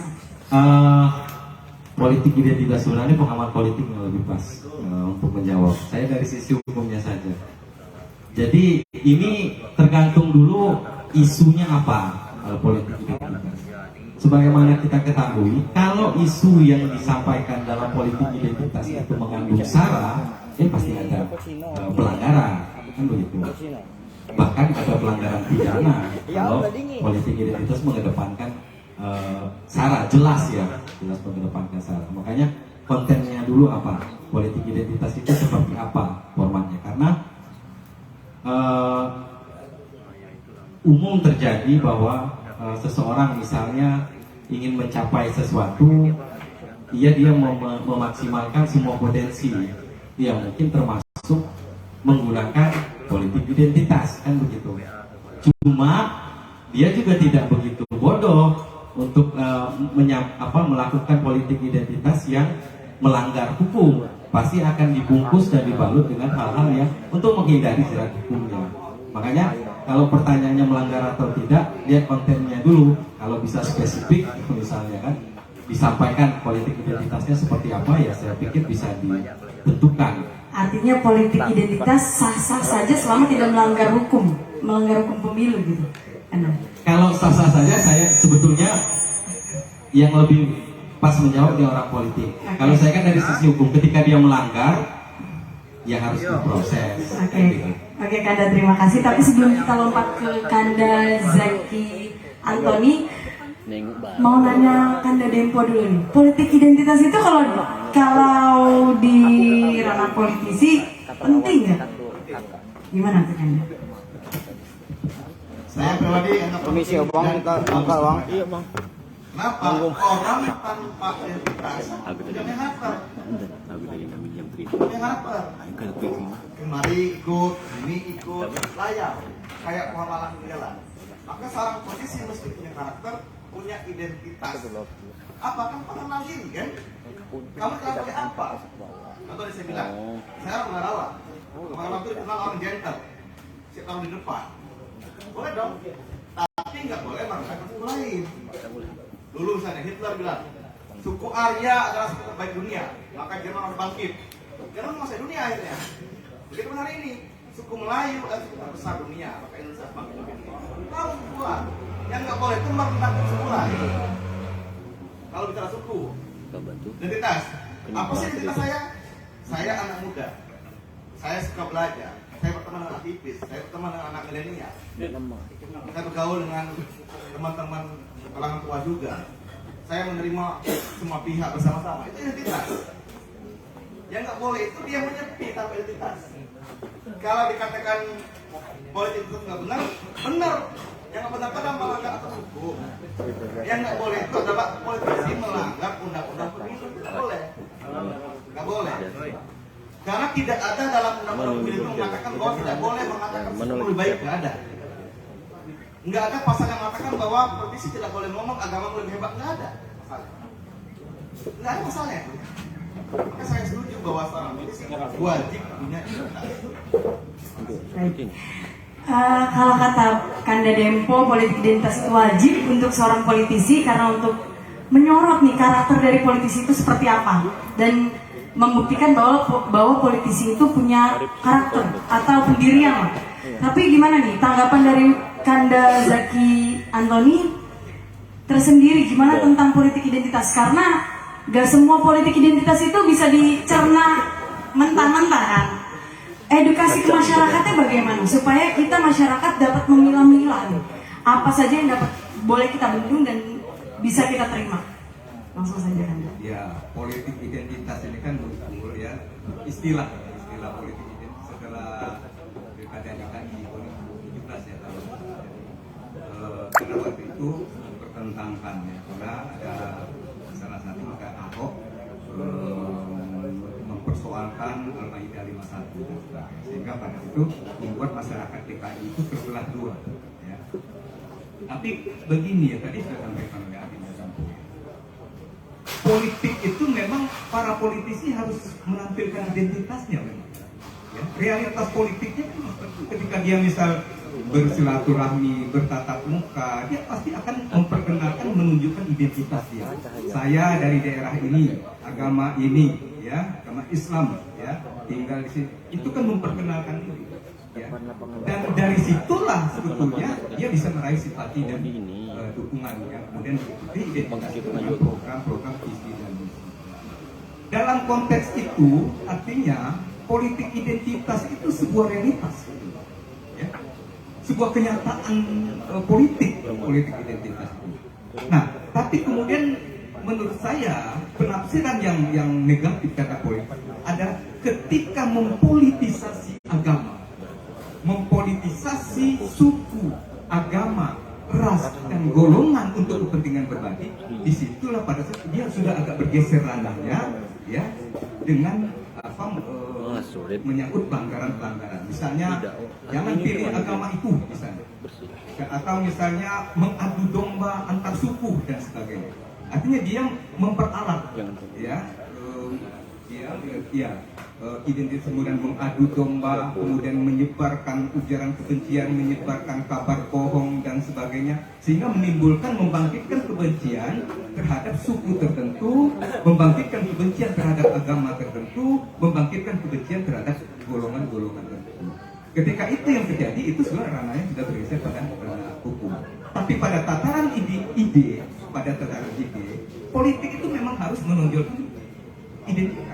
Kalau tidak ada identitas, rakyat tidak tahu, publik tidak tahu. Ini kan antara elit dan rakyat yang di bawah, ya, harus ada penyambung. Penyambung itu salah satu, rakyat itu ingin mengenal, ya, siapa yang akan saya pilih nanti, ya, irisannya apa, agamanya apa, sukunya apa, visi misinya apa, programnya apa. Itu kan identitas semua itu. Ya. Kita pun sebetulnya dalam berbagai, nggak usah dalam level forum-forum politik, dalam forum-forum biasa di tengah-tengah masyarakat kita, yang pertama kita lakukan itu adalah memperkenalkan diri, menunjukkan identitas kita, ya. Tentu saja dengan tidak mengadu domba dan membentur-benturkan antara suku yang satu dengan suku yang lain, tidak mempertentangkan agama yang satu dengan agama yang lain, ya, karena kita ini satu merah putih, Indonesia, ya. Jadi justru sebenarnya perbedaan suku, agama, ras dan golongan itu justru harus menjadikan kita itu jangan terpecah belah. Nah, politik identitas itu menjadikan perbedaan-perbedaan itu supaya terpecah belah. Disitulah letak bedanya itu. Nah, kita jangan dalam surat Al-Hujurat 13 itu sudah jelas sekali. Ya. Innal khalaqnakum min dzakari wa unsa wa ja'alnakum syu'uban wa qabaila lita'arafu.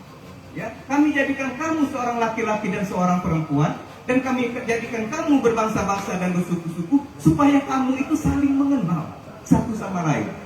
Ya, jadi kita ini, kita jadi bernegara ini karena kita ini berbeda-beda, beda suku, beda agama, beda ras dan beda golongan. Karena itu kemudian kita mengikatkan diri, mensepakatkan diri dalam bentuk sebuah negara. Ya, nah politik identitas dalam penafsiran yang negatif adalah memperalat kemudian mempertentangkan perbedaan itu. Dan itu sebetulnya dalam konteks itu kita nggak sesuai dengan ajaran Islam. Ajaran Islam adalah rahmatan lil alamin yang memberikan rahmat bagi seluruh orang. Saya kira demikian pandangan saya. Terima kasih Kanda Zaki Antoni atas pemaparannya tentang politik identitas. Tadi dimulai dari Kanda Jiki Rianto, lalu Kanda Demput, dan ditutup dengan Kanda Zaki Antoni tentang politik identitas. Ternyata politik identitas itu perlu dan memang gak bisa dihindari ya Kanda, dari setiap konstelasi pemilihan umum. Mungkin kita karena supaya membuka interaksi dengan para hadirin yang ada di sini, diberitahukan informasi kembali bahwa yang ingin bertanya boleh langsung mengajukan pertanyaannya. Baik, Anda dipersilakan. Bismillahirrahmanirrahim. Assalamualaikum warahmatullahi wabarakatuh. Sedikit mukadimah Anda semua. Yang pertama, saya apresiasi kegiatan ini yang dilaksanakan oleh MD Kami Kota Bengkulu di bawah komando Rizali Ranggolawe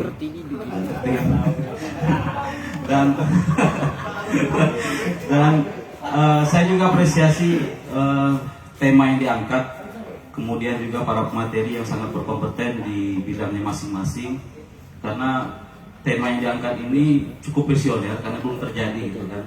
Nah, saya ingin bertanya, tadi membuka soal putusan pengadilan dan hal-hal lain. Ada satu lagi sebenarnya potensi yang bisa menciptakan pemilu nanti bergejolak, yaitu penunjukan kepala daerah. Karena saya waktu masih di Ombudsman bulan Agustus, teman-teman NGO, Perludem segala macam itu menyampaikan laporan terkait dengan penunjukan kepala daerah yang satu pihak itu ditunjuk oleh Mendagri tanpa persetujuan Presiden.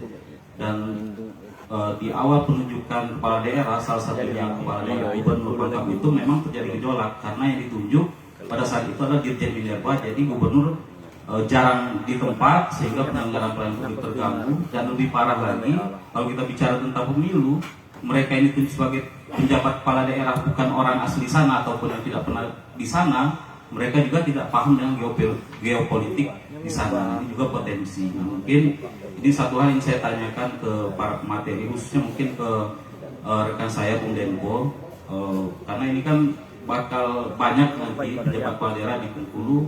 Apakah sudah ada pembahasan di legislatif agar bagaimana usulan daerah itu didengarkan oleh pusat, khususnya Mendagri? Karena penentuan penjabat kepala daerah pertama kali itu tanpa ada putusan Presiden, tanpa juga belum ada Permendagri. Pada saat itu hanya mengacu pada pasal 201 Undang-Undang Nomor 10 2016 pada saat itu. Nah, sehingga ini jadi potensi yang bisa menciptakan nanti kegaduhan ke depannya. Nah, ini mungkin dari sisi Pak Denpo, apakah sudah ada pembahasan atau mungkin tanggapannya juga termasuk Kanda Rayendra, apakah di Bawaslu juga sudah pembahasan, Kak Jeki juga dari sisi hukum, kemudian Bang Zaki juga dari sisi pengamat, ini melihat potensi ini dan bagaimana daerah kita bisa mengantisipasi itu. Dan ini cukup menjadi hal yang jadi sorotan bagi NGO yang fokus ke pemiluan, khususnya Perludem seperti itu. Itu saja, terima kasih. Terima kasih Kanda atas pertanyaannya. Mungkin keempat narasumber kita boleh dimulai dari Kanda Dempo dulu untuk memberikan tanda tangan pertanyaan. Ini moderatornya sama nih, identitas nih. Kenapa nggak keluarga daerah? Coba kalau misalnya pejabatnya kepala daerah, nggak terlalu ikut itu. Ini kan juga identitas kan? Identitas itu daerahan. Saya pribadi sebenarnya kurang setuju banyak pejabat-pejabat ini, karena itu akan makan birokrasi yang rumit tadi. Contoh dia di Minerba tapi jadi provinsi panjang sekali. Tapi alhamdulillah kita sudah ada namanya aturan menteri yang baru ya, bahwa nanti dan untuk 2023 ini 2024 penjabat kepala daerah itu ada aturan bahwa ada usulan dari DPRD 3 nama. Kalau untuk tingkat kabupaten kota, DPRD mengusulkan 3 nama. Gubernur pun boleh mengusulkan 3 nama. Tapi tetap saja aturannya Mendagri. Secara formalitas sudah ada aturannya, boleh mengusulkan 3 nama melalui DPR. Misal Kota Bengkulu kan September nih, DPRD kota boleh mengusulkan 3 nama, itu Mendagri. Gubernur pun 3 nama juga mengusulkan dari berbagai provinsi, dikirim di Jakarta, digodok oleh Mendagri. Tinggal negosiasi, mau yang bawaan gubernur atau bawaan DPRD kedua atau bawaannya Pak Menteri. Nah, negosiasi ini adalah negosiasi bukan berarti negosiasi pragmatis, tapi negosiasi politik. Kelayakan, kesesuaian, dan kebutuhan orang tersebut. Memang ada plus minusnya, tapi untuk memperbaiki sistem pemilu dengan serentak yang harus begini. Jadi Bengkulu enak serentak pada nantinya kan, gubernur, wali kota berarti barengan. Kalaupun ada ribut, sekali ribut, nggak ribut terus. Dulu kan tahun ini kau ribut, tahun depan Benteng ribut, tahun depan kemarin ribut setahun nggak pernah ada. Nah nanti 2024 ini kalau ribut setahun baru, tahun 2024 aja ribut. Nah gitu. Jadi agak pendek waktu ributnya kan. Kalau tinggal nanti ada nggak ada pilihnya loh, gitu kan? Kalau kita ribut-ribut ada lagi, jangan ribut cuma ributnya. Sama kayak PJS ini. Potensi itu kan kota Bengkulu kan ya? Kota Bengkulu, itu kan kota bukan ya? Pertama habis, siapa PJS-nya? Ada nggak eselon 2 kita ada HMI? Nah ini yang saya pikirkan, dihitung di kota Bengkulu siapa di eselon 2 ada HMI? Provinsi siapa eselon 2 ada HMI? Itu yang kita urus. Konkret itu. Ya kita ribut satu orangnya yang suka ada HMI kan dong? Yang lainnya. Betul nggak? Betul. Lah perlu sumbangan karena ini jadi kan. Ya sumbangan lah. Nanti kita mau di DPR masukkan nama ini, bukan happy. Mana happy ya? Belum terpangkat. Kan repot. Maka saya sebut tadi konkretnya itu ya kita pikirkan bagaimana anak happy menjabat. Terima kasih. Langsung saja Kanda Rayendra, Kanda siapa dulu? Kanda Zeki Haryanto, Pak Zeki Antoni. Dipersilakan kepada Kanda Zeki Antoni untuk memberikan tanggapan. Kalau PLT kepala daerah itu kan sebenarnya sudah ada prosedur, sudah ada ketentuan. Jadi cuman yang informasi terbaru yang saya peroleh kalau jadi kalau sudah ada usulan DPR juga dulu nggak ada usulan DPR itu. Jadi usulan itu dari eksekutif ya. Saya pikir ini menjadi untuk pengimbang. Mungkin kayaknya pengimbang usulan eksekutif, usulan legislatif dan Mendagri yang mempertimbangkan. Karena prosedur ini juga ketika tahunnya lalu itu dilanggar juga. Prosedur itu adalah usulan dari kepala daerah dari 3 nama itu. Tapi dalam banyak daerah, bukan hanya di Bengkulu, saya dapat informasi juga di Riau, di daerah timur itu, yang ditunjuk menjadi PLT di luar 3 nama yang diusulkan itu. Ya, saya pikir ini sebetulnya jelas sekali ini sebetulnya bernuansa politik ya, karena peran PLT kepala daerah itu terhadap pemenangan pemilu di daerah itu, ya itu sangat besar sekali. Itu ya mungkin Mendagri untuk mengklirkan atau menjernihkan itu supaya dia bersih dari konflik politik. Tapi saya sendiri melihat ya tadi dalam kalau kita bicara dalam konteks HMI ya, memang yang harus kita menjadi fokus kita itu adalah bagaimana kita menginventarisir nama-nama calon ya dari kepala daerah ini yang sudah secara administratif dia memenuhi persyaratan ya, sehingga kalau itu diusulkan itu secara ini dia tidak ada persoalan, tinggal lagi memang tinggal lobby-lobby politiknya di Mendagri. Akan jadi persoalan itu ketika secara prosedur administratif atau syarat-syarat administratifnya dia tidak memenuhi, itu agak kesulitan untuk memunculkan lobby-lobby politik. Jadi ada 2 hal ya dalam konteks administratif pemerintahannya ini kita perlu ya menginventarisir dan memperjuangkan nama-nama tertentu, kemudian dari sisi politiknya kemudian lobby-lobby politik di pusat. Nah sekarang yang paling dekatnya tadi sudah sampaikan Kota Bengkulu, Benteng ya, evaluasi Benteng ya, evaluasi Benteng. Hanya 2 itu kayaknya untuk Bengkulu ini yang terkait dengan PLT kepala daerah. Memang PLT kepala daerah ini namanya sifatnya sementara. Idealnya itu tidak ada PLT, ya, idealnya ya, sehingga proses regenerasi kepemimpinan itu dia sambung menyambung. Oleh karena itu setiap hajatan-hajatan politik itu dia harus dilakukan jauh lebih awal, paling tidak 6 bulan sebelumnya, ketika berakhirnya masa jabatan orang yang memegang jabatan itu, ya itu idealnya. Karena itu PLT ini bukan posisi yang ideal. Karena dia posisinya dia tidak ideal, maka dia rawan untuk ditarik ke kanan dan ke kiri dan rawan untuk konflik-konflik.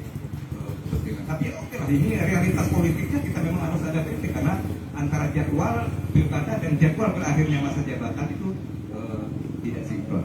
Jadi sekali lagi dalam pandangan saya dalam konteks keluarga besar HMI ya kita harus memperjuangkan orang-orang bagaimana kader-kader HMI, tokoh-tokoh alumni-alumni HMI yang memenuhi persyaratan administratif itu bisa saya pikir di DPRD provinsi sudah pasti ya kita nggak meragukan lagi kehamian Adinda Dempo. Memang di dalam Komisi 1 pemerintahan, ya. Dan saya pikir mungkin sudah mengantongi nama-namanya nggak? Jadi ada Adinda Ahli lah ya. Saya pikir ini perlu menjadi agenda kita ke depan, ya. Ini apa ini ya? Yang mungkin belum masuk dalam kantong Adinda Dempo, mungkin nggak ada salahnya kita memberikan masukan. Ini nama kader kita yang mungkin siapa tahu dia belum dikenal atau belum disinggung. Terima kasih. Oke, dari yang memberi pertanyaan, apakah ada tanggapan? Cukup memuaskan gitu? Sangat memuaskan. Tepuk tangan untuk keempat narasumber kita di depan. Saya tambahin. Oke, boleh. Biar Kanda. saya, karena ini membuka cakrawala. Sebetulnya berkenaan dengan penunjukan PLT kepala daerah itu kan ada ketentuan yang mengatur. Jadi sebetulnya ketentuan yang mengatur ini yang berubah kalau memang mau yang seperti yang disampaikan tadi, mau seperti yang disampaikan Perludem. Jadi ketentuannya diatur. Selagi ketentuannya mengamanatkan kepada Mendagri, yang Mendagri bebas menunjuk siapa saja. Walaupun ada ajuan, ada pengajuan 3 nama, dia boleh menunjuk di luar dari itu. Bahkan yang lebih lucu, ada kejadian di beberapa daerah saya dengar yang diajukan 3 nama, yang ditunjuk Mendagri bukan orang Mendagri, orang daerah tersebut, tapi tidak yang diajukan. Nah, kita artikan apa? Bahwa ini memberikan, memang ketentuannya memberikan keleluasaan kepada Mendagri untuk menunjuk. Nah, dalam konteks ke HMI ini menarik juga. Makanya seharusnya perjuangan kami, termasuk kami nasional, bagaimana agar Menteri Dalam Negeri itu adalah orang HMI. Jadi, kalaupun dia tunjuk orang Kementerian Dalam Negeri, dia juga orang HMI. Nah, ini problemnya karena Menteri Dalam Negerinya bukan HMI. Jadi udah pasti dia nggak paham soal itu. Ya mungkin itu tambahan. Terima kasih. Di atas yang akan penjabat gubernur dan seterusnya. Jadi memang fenomena itu akan terjadi di tahun 2024. Nah, cuman persoalannya bagaimana teknis. Anda dan teman-teman pengamat hukum yang lebih paham bagaimana pemerintah membuat aturan hukum yang tepat. Nah, ini kan di tahun 2024 ya, karena kepentingan Bawaslu juga dalam konteks mengawal pengawasan pada saat pilkada. Ini kan kita berharap tidak ada kepentingan ya, terhadap pelaksanaan pilkada. Nah, itu saja yang perlu dilakukan oleh Bawaslu. Tapi bagaimana mengangkat mekanisme itu namanya pemerintah. Saya kira itu tambahan dari saya. Terima kasih Kanda Hendra sebagai penutup dari pertanyaan Kanda. Selanjutnya apakah ada yang ingin bertanya lagi kepada keempat narasumber kita di depan? Karena ini kesempatan yang cukup jarang ya. Disatukan ada Bapak politisi, Kanda Dempo, lalu ada penyelenggara pemilunya, Kanda Hendra, ada ahli hukum, ada akademisi, Kanda Zeki Antoni dan Kanda Zeki Arianto. Apakah ada yang ingin bertanya lagi? Ya, siap. Apa yang aku tanya? Bismillahirrahmanirrahim. Assalamualaikum warahmatullahi wabarakatuh. Salam hormat untuk anak-anak materi. Ini sedikit bertanya Kak terkait dengan sistem pemilu proporsional terbuka dan tertutup Kak. Ini kan sangat isunya selagi hangat juga kan dibicarakan di kalangan kawan-kawan mahasiswa, dari aktivis juga, dari NGO dengan pengawal politik juga. Nah ini untuk kedua sistem ini kan ada plus minus tersendiri. Nah untuk kacamata dari pengawal politik, dari politisi juga, dari penanganan hukum juga, untuk di Provinsi Bengkulu sendiri, nah, kita khusus di Provinsi Bengkulu sendiri, seperti yang paling efektif dilaksanakannya sistem pemilu ini untuk proporsional terbuka dan proporsional tertutup ini, untuk ya semuanya kan sifatnya untuk kepentingan masyarakat. Nah untuk di kalangan kepentingan masyarakat sendiri, yang mana yang paling efektif diterapkan? Kalau berbicara masalah yang lainnya dengan untuk kepentingan pemegang modal, kan kepentingan lainnya, nah itu kita saya pribadi itu tergantung dengan kepercayaan dari masyarakat sendiri. Nah, ya intinya yang ingin saya tanyakan ini Kak, untuk proporsional terbuka dan tertutup ini, yang pertama itu adalah plus minusnya untuk di masyarakat dan seberapa efektifnya sih diterapkan apabila dilakukan di Provinsi Bengkulu, dan memberikan edukasi kepada masyarakat sendiri dengan seperti apa supaya masyarakat bisa memahami loh sistem ini seperti apa. Mungkin terima kasih. Terima kasih Kanda atas pertanyaannya. Jadi idealnya bagaimana Kanda? Sistem proporsional tertutup atau terbuka? Ini diajukan kepada keempat narasumber atau bagaimana Kanda yang bertanya?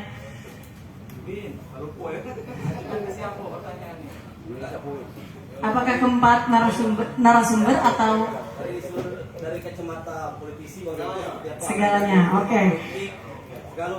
Oke, kayaknya yang paling pas pertama kali berbicara praktisi hukum dulu deh. Kanda Zeki Haryanto, gimana nih Kanda? Terima kasih. Kalau aspek hukumnya sebetulnya berkenaan terbuka tertutup ini hanya soal sengketanya saja. Kalau aspek hukum, cuma kalau ditanyakan soal Bengkulu ini cocoknya seperti apa, sebenarnya ide awal dari sistem politik ini kan sudah menjelaskan bahwa mana nih yang didulukan. Ada skala prioritas. Kita sebagai orang politik, sebagai orang partai, sebagai masyarakat, mana yang skala prioritas, kepentingan mana yang dulu dipegang. Kepentingan pasti yang paling atas adalah kepentingan masyarakat, kepentingan bangsa dan negara. Baru kepentingan partai politik, baru kepentingan yang lain. Nah, kalau cerita misalnya soal proporsional terbuka tertutup, terbuka ini ide awalnya adalah agar masyarakat ini mengenal calon-calon legislatifnya yang duduk di DPR. Cuma persoalannya ada kepentingan partai politik di situ yang dikorbankan karena partai tidak memiliki hegemoni, tidak memiliki kekuatan, tidak memiliki tidak calon-calon yang duduk di DPR ini banyak yang tidak memahami visi dan misi partai, ideologi partai. Karena sistem proporsional terbuka ini banyak terjadi orang-orang yang bukan kader, kita anggap ya, ngomong bukan kader dan tidak digembleng dari bawah kadernya, ini malah itu yang terpilih. Justru kader memang digembleng dari bawah dan paham soal ideologi dan visi misi partai, ini malah tidak terpilih. Nah, ini problem di partainya. Jadi harus dipisahkan perspektif masyarakat dan perspektif partai politik. Cuma persoalan kembali muncul bahwa peserta pemilu itu adalah partai politik, bukan perorangan. Nah, ini akhirnya perdebatan yang tidak habis-habisnya. Tetapi ketika ditanya mana yang lebih pas atau idealnya, ya saya pikir masyarakat harus mengenal calon legislatifnya, siapa yang dipilihnya dia harus tahu. Makanya harus proporsional terbuka. Jadi dia langsung coblos orangnya yang dia inginkan untuk duduk di DPR. Cuma ini bertentangan dengan keinginan atau kepentingan partai politik sekarang yang salah satunya adalah ingin mengedepankan hegemoni partai. Jadi partai ini sebagai peserta pemilu harus mempunyai kekuatan terhadap orang-orang yang diutusnya di DPR. Mungkin itu dari saya. Terima kasih. Terima kasih Kanda Zeki. Langsung aja nih, kayaknya Kanda Dempo oke juga menanggapi pertanyaan ini. Kalau dari Kanda Zeki, proporsional terbuka. Masih di otak, kalau proporsional tertutup itu peluang untuk media dan konsultan. Teman-teman konsultan politik dan media itu kan berkurang sumber investasinya. Karena nggak ada lagi yang nawar kan, nawar. Kalau misalnya di media nawar iklannya 10 orang caleg, nggak lagi itu satu partai doang. Nah kan nggak, partai bayar, caleg bayar. Begitu konsultan. Nah kalau teman partai enggak, sementara pun nawar konsultan. Nah ini artinya peluang pekerjaan juga aktivis. Kalau teman-teman hanya ingin punya lapangan pekerjaan tambah, dia terbuka. Kalau ada teman-teman aktivis meminta tertutup, itu menghapus lapangan pekerjaan baru. Nah kan nanti akan berkurang lah pengawasan dan lain-lain. Maka pemilu akan juga berkurang. Wartawan pun jobnya kurang, konsultan pun kurang. Bahkan mungkin nanti pengawas politik pun juga berkurang kan ya. Gitu kan. Nah, lepas dari itu, saya sih begini tadi soal kualitas. Saya ini udah keliling ya, hampir semua kampus di Bengkulu saya keliling. Bahkan ke semua SMA saya keliling. Satu pun tidak ada mahasiswa dan pelajar di Bengkulu ini yang tahu apa visi Indonesia Merdeka. Nggak tahu. Jangankan visi kawannya, visi Indonesia pun nggak tahu. Kemarin contoh acara musran di Unihan, satu pun nggak ada yang tahu peserta itu walaupun dia Duta Pres. Saya bilang, kamu Duta Pres tahu nggak apa visi Indonesia Merdeka? Nggak tahu. Nggak tahu. Visi Indonesia loh nggak tahu. Ini parah. Makanya kadang-kadang pernah naik juga kata Indonesia gitu kan. Ini parahnya. Nah makanya tadi kalau soal kualitas, terbuka tertutup. Memang orang mengatakan plusnya partai bisa rapi ya, plusnya. Kalau satu urus partai karena terbuka dia kalah, berarti dia belum layak menang. Jadi nggak ada istilah karena tertutup dia kalah. Apa tertutup kalah? Enggak, menang itu soal pertarungan. Kalau kualitas itu soal cara pandang pikiran, soal gerakan. Jadi ini pada strategi lapangan dan kemampuan intelektual itu digabungkan sebagai calon aktor politik. Nah inilah penting kita di kader. Kita di kader dia handicap itu bermutu dulu baru bertaruh. Dan dibagi sesuai dengan job masing-masing. Ada yang jadi pesertanya, ada yang sebagai pengamatnya, sebagai penyelenggaranya, ada yang sebagai petarung lapangannya komisi pilkada maupun pileg. Mohon maaf mungkin teman-teman yang hari ini bekerja konsultan politik belum tentu menang yang lain. Teman-teman yang hari ini sedang konsultan, itu nyalek, itu menang itu. Karena kita berbeda petarung lapangan. Pileg dan pemilu itu kita ngurusi orang hidup. Ya kita ketemu hari ini oke, kalau nanti beda lagi tuh. Kalau ngurus tamat sih enak, nggak pindah tuh kemarin. Tinggal silat buku kan. Kalau orang ini ketemu pindah ya buku. Gitu loh. Kita ini orang hari ini dia pindah lahan. Kalau tanaman enak, dipupuk atau enggak, tumbuh atau enggak. Kalau orang ini tadi pupuk, oke, nunggu besok pindah halaman, pindah ke orang lain. Ini memang butuh strategi ekstra. Terkait apakah saya setuju terbuka tutup, saya setuju terbuka. Kenapa? Ini akan menunjukkan kualitas pertarungan seorang sebagai aktor politik. Kalau tertutup, mohon maaf, bisa jadi nanti yang jadi ketua DPRD di Bengkulu itu ketua Bengkulu. Mungkin nanti yang jadi anggota DPR RI dan di Bengkulu itu orang Bali. Mungkin ya. Tiba-tiba misalnya partai A, kita akan ngambil kader dari Papua, calon di Bengkulu. Karena partai yang ngetop punya uang menang, dia tunjuk langsung jadi pilihnya. Karena partai yang menang. Itu peristiwa tahun 99. DPRD Bengkulu ke tahun 99. Kita pernah mencoba ya. Kita pernah mencoba 99 tertutup. 2004 semi terbuka semi tertutup. 2009 pure terbuka. Itu coba semuanya. Dan teman-teman mungkin belum lahir 2004 gitu kan. Belum tahu jadi belum lahir. Generasinya Bang Zaki yang masih mengamal film sedang tertutup begitu. Kalau main antar partai yang menang bukan juga antar partai. Orang luar juga yang menang. Contoh nih kalau terbuka ya, terbuka. Budiman sudah Niko, tuh hebat. Kalah pilih. Kalau terbuka. Artinya apa? Budiman jago secara nasional, tapi lapangannya belum ternyata. Walaupun dia pernah menang sebelumnya. Menang ini yang pernah menang gitu kan? Yang pernah menang. Nah, tinggal bagaimana belajar serataknya. Makanya di HEB kita belajar seratak kan gitu kan? Cuman nggak mungkin semua anak HEB itu walaupun belajar seratak menang pemilu nggak mungkin juga karena ada porsi masing-masing. Ada potensi masing-masing digunakan. Oh ini layaknya makanya kita disampaikan ada namanya Habib PA kan membedah potensi kader. Ini layaknya di media, ini layaknya di Bawaslu, layaknya jadi PNS. Kalau yang rapi-rapi ngerti-ngerti kader PNS gitu kan. Karena harus jadi politisi. Rapisasi dia jadi birokrat gitu kan. Kalau yang hobi konflik, ya di politik gitu kan. Politisi, nah begitu. Begitu mungkin Dinda. Terima kasih Kanda. Tanggapan dari Kanda Layendra dipersilakan. Sebenarnya Bawaslu tidak punya, bukan ranah Bawaslu ya, menilai apakah pilihannya proporsional tertutup atau terbuka. Nah, bukan kewenangan Bawaslu menilai. Jadi artinya apapun kebijakan nantinya yang disampaikan oleh lembaga yang berwenang, Bawaslu berkomitmen melaksanakan mau itu karena memang dua sistem itu kan pernah kita jalani juga. Ada yang berpendapat ada minusnya, ada plusnya. Bagi Bawaslu silakan saja berpendapat seperti apa dua sistem.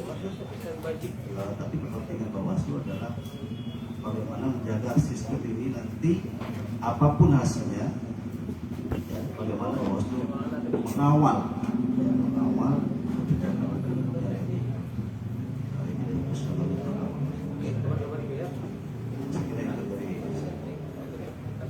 Terima kasih Kanda. Terakhir tanggapan dari Kanda Zeki Antoni. Silakan. Baik, terima kasih. Saya mencoba memberikan perspektif. Ya. Sistem pemilu itu di seluruh negara di dunia, kalau kita tarik garis besar hanya ada dua. Satu sistem distrik, yang kedua sistem proporsional. Sistem distrik itu ya daerah pemilihan itu dibagi di dalam bentuk distrik. Setiap distrik ada satu wakil. Kalau sistem proporsional, dia perolehan kursi dibagi secara proporsional sesuai dengan jumlah populasi di daerah. Provinsi Bengkulu dengan penduduk 2 juta, ya, punya jatah kursi di DPR RI, ya, sesuai proporsi. Kita nggak bisa sama dengan Sumatera Selatan, ya, yang penduduknya 8 juta, ya. Artinya kursi untuk daerah pemilihan Sumatera Selatan itu lebih banyak dari Bengkulu. Kita nggak bisa iri dengan Jawa Timur yang jumlah kursi DPR RI ini nggak tahu berapa. Itu puluhan, ya. Mengapa? Karena populasi di Jawa Timur itu sangat besar sampai 35 juta. Jawa Barat itu kalau salah 40 juta, ya, jumlah penduduk Jawa Barat, ya, tertinggi lah, paling banyak. Sehingga jumlah kursi di sana lebih banyak dari. Nah, artinya pembagiannya secara sesuai proporsi, ya, dengan mengacu pada jumlah penduduk. Nah, pengalaman kita kepemiluan kita sebetulnya, ya, kita menggunakan sistem proporsional, ya, dengan sistem proporsional, tapi kita mencoblos partai. Siapa calon yang jadi yang duduk, ya, itu sesuai dengan mekanisme di intern partai, ya. Tapi kemudian ketika reformasi 98 kita itu melakukan koreksi total dan evaluasi total di dalam sistem ketatanegaraan. Ya. Salah satunya sistem pemilu.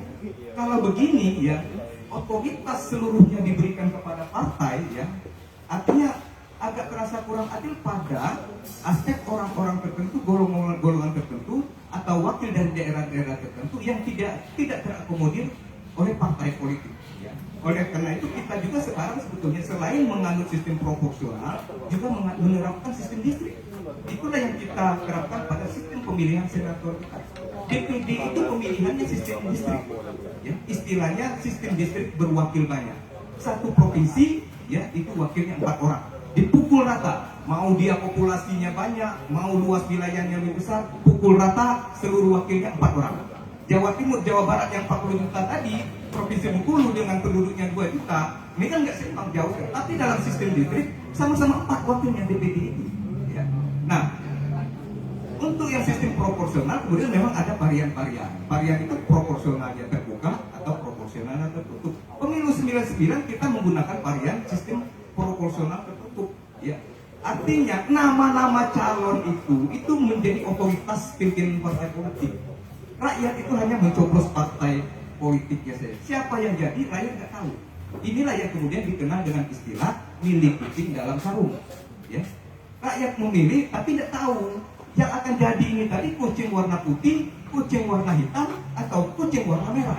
Karena milih kucing dalam karung. Sehingga kemudian dievaluasi pada pemilu 2004, kalau begini nggak adil juga. Gitu ya.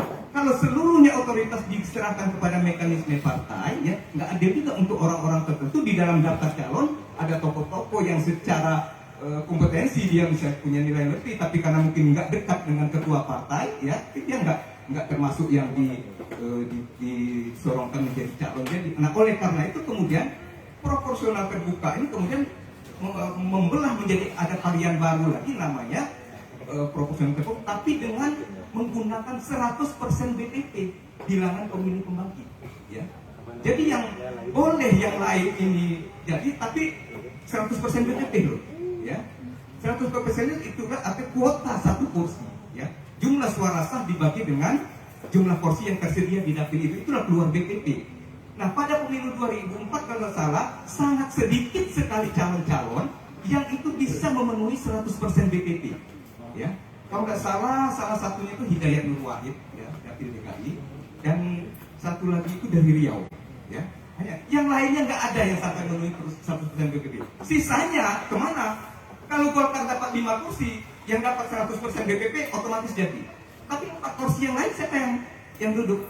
Diserahkan kepada partai. Nah, kalau begini nggak adil juga dong bagi yang 4 yang lainnya. Saya kan memang nggak 100% BPP, tapi saya kan suara saya sedikit di bawah Hidayat Nur Wahid misalnya. Saya juga sedikit, seharusnya itu hak saya. Oleh karena itu kemudian direvisi lagi, ya, dengan tidak 100% BPP tapi suara terbanyak. Ya, jadi kalau Golkar dapat 5 kursi, siapa calon yang duduk di 5 kursi itu urutkan aja perolehan suaranya di dalam dapil itu. Ya. Inilah latar belakang kemudian kita menggunakan sistem proporsional dengan mengajukan suara terbanyak. Nah, sekarang ini ingin direvisi lagi oleh partai politik, kalau nggak salah sekarang yang mengajukan gugatan itu PDI Perjuangan dan PBB. Saya dengar argumentasi yang diajukan oleh Hasto dan Yusril, ya, itu soal ideologi partai. Ya. Karena sistem yang dengan nomor suara terbanyak ini, ya, memungkinkan, ya, dengan segala kekurangan-kekurangan itu banyak kalau kita bedahin. Dengan segala kekurangan-kekurangan itu memungkinkan ada intervensi-intervensi, ya, yang kemudian mempengaruhi suara rakyat. Ya. Pada tataran konsep idealnya kita setuju BPPR sistem proporsional secara terbuka, karena itu melahirkan kompetisi yang sehat di antara calon-calon. Ya. Kalau mau menang ya kompetisi yang sehat. Tetapi ada kelemahannya, memungkinkan intervensi asing, ya, karena intervensi yang lain. Karena sebetulnya pada tataran ini, ya, sistem ini cocok diterapkan itu pada kondisi masyarakat yang sudah mapan secara ekonomi dan mapan secara intelektualitas. Nah, persoalannya masyarakat kita kan belum semuanya mapan secara ekonomi dan mapan secara intelektual. Pendidikan yang nggak tamat SMA kita kan masih banyak. Pada saat ini diterapkan pada situasi masyarakat yang seperti itu, pada saat itulah suara itu ditukar dengan uang 100.000. Pada saat itulah suara ditukar dengan sembako. Pada saat itulah suara ditukar dengan baju kaos dan hal-hal yang berbau materi. Inilah sebetulnya yang dikoreksi oleh kubu yang ingin merevisi sistem. Kalau begini, ya, ada kader-kader partai yang dia secara ideologis memahami seluk-beluk marxisme kalau dia PDIP, ada yang memahami ideologis partai pikiran Muhammad Natsir dan sebagainya kalau dia PBB misalnya. Tapi kalau misalnya calon yang seperti ini dilempar ke pasar bebas politik, ya, dan dia belum mapan secara ekonomi, secara kapital politiknya dia tidak masih rendah, dia bisa kalah dengan orang-orang yang secara kapital politik dia memang sudah mapan, ya. Karena itu kemudian inilah yang melatar belakangi yang sekarang digugat, diajukan untuk direvisi ini, dan kita belum tahu yang mana nanti akan dipakai, ya. Tapi yang jelas seluruh partai-partai politik di luar PBB dan PDIP itu tetap mempertahankan sistem proporsional itu. Nah, kalau menurut pendapat saya, ya, kita memang kalau ingin tertutup lagi memang kita setback ke belakang, ya, setback ke belakang. Nah, oleh karena itu memang sistem proporsional terbuka, ya, dengan suara terbanyak ini, ya, memang harus diikuti edukasi dan literasi politik yang masif, ya. Supaya apa? Karena ketidakmapanan rakyat dari sisi ekonomi dan ketidakmapanan masyarakat dari sisi pendidikan itu bisa tertutupi oleh, ya, edukasi dan empowerment, pemberdayaan, ya, masyarakat, supaya mereka tidak lagi tergoda oleh uang 100.000, 200.000. Kalau sekarang kan realitasnya politik kita itu kan sudah menjadi industri. Sekarang kapitalisasi politik, ya, transaksi yang sebetulnya ada di dunia ekonomi itu sekarang berpindah ke politik. Semuanya sekarang transaksional semua. Ya, itu konsekuensi ketika kita membuka pintu politik kita menjadi liberal. Konsekuensinya memang seperti itu. Kita ini, ya, meloncat terlalu jauh dari segi politik. Amerika moyang, nenek moyang demokrasi. Pilpresnya saja tidak one man one vote, ya Amerika. Tapi mereka menggunakan memadukan ya sistem itu dengan namanya electoral college. Jadi memang seluruh rakyat Amerika memilih calon presiden dan calon wakil presiden, tapi penentu kemenangan, penentu siapa presiden terpilihnya bukan yang meraih suara terbanyak dukungan seluruh rakyat Amerika, tapi akan tergantung dengan electoral college yang kurang lebih 300 suara itu. Ya. Pada Pilpres 2016 kalau salah ya, sebetulnya yang meraih suara terbanyak itu Donald Trump. Kalau pakai sistem Pilpres di Indonesia, yang jadi presiden itu Donald Trump.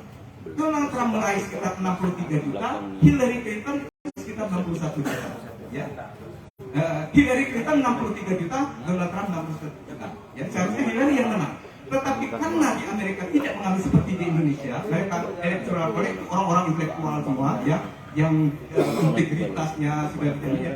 Akhirnya, tapi yang menang di level electoral college itu Donald Trump, ya. Sehingga akhirnya Donald Trump yang menjadi presiden. Nah sekarang kita ini betul-betul liberal betul sistem politik kita, ya, dengan segala konsekuensi kekurangannya itu tadi intervensi secara materi itu sangat mempengaruhi sekali sekarang politik. Saya pernah bikin tulisan, mungkin kalau ada yang masih di media itu. Sekarang misalnya pilkada, kita itu sudah menjadi industri, ya, sudah menjadi industri politik, sehingga orang butuh kapital tertentu untuk mencalonkan diri. Dan di belakang ini, ya, konglomerasi semua. Konglomerasi yang punya kepentingan terhadap calon-calon yang akan berkuasa. Misalnya kalau di level DPR RI, mereka punya kepentingan ketika pembahasan undang-undang. Sehingga mereka perlu menempatkan pion-pion yang duduk di DPR itu yang nanti akan membela kepentingan mereka. Misalnya undang-undang kesehatan, ya. Bagaimana menyelamatkan industri tembakau dengan gangguan soal rokok dan sebagainya. Itu pertempuran. Pertempuran di ketika pembahasan undang-undang itu akan merebet ke dunia usaha, konglomerasi dan sebagainya. Oleh karena itu mereka berkepentingan. Begitu juga dengan kepala daerah. Mereka ada yang berkepentingan untuk memperoleh kuasa tambang, izin perkebunan dan sebagainya. Ya. Karena itu mereka memegang kepala daerah. Oleh karena itu memang di belakang kepala daerah, calon-calon kepala daerah itu para konglomerasi dan orang-orang berduit yang punya kepentingan di daerah itu. Dengan sistem yang kita pakai sekarang, ongkos politik yang sangat tinggi itu, ya, untuk ukuran kita orang Indonesia hanya segelintir yang punya kemampuan seperti ini, siap 100% modal politik itu sangat terbatas sekali.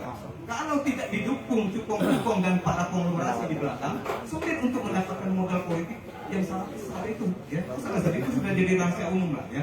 Itu sangat besar itu. Oleh karena itu, ini memang dilematis untuk kondisi masyarakat bangsa kita yang masih dalam tahap bangsa berkembang, ya. Demokrasi langsung itu cocoknya diterapkan pada kondisi masyarakat yang sudah maju, yang urusan-urusan pokok masyarakat itu sudah selesai, ya. Nggak memikirkan itu lagi seperti Jerman, itu. Tapi untuk kondisi kita masyarakat berkembang kita sudah terlampau maju. Ya. Nah, oleh karena sekarang untuk mundur lagi ke belakang kita sulit, ya, dan itu akan menimbulkan banyak persoalan-persoalan baru lagi. Nah, oleh karena itu yang bisa kita lakukan oleh bangsa kita adalah memperkuat, menutupi lubang-lubang kekurangan-kekurangan dari sistem politik yang kita pakai sekarang.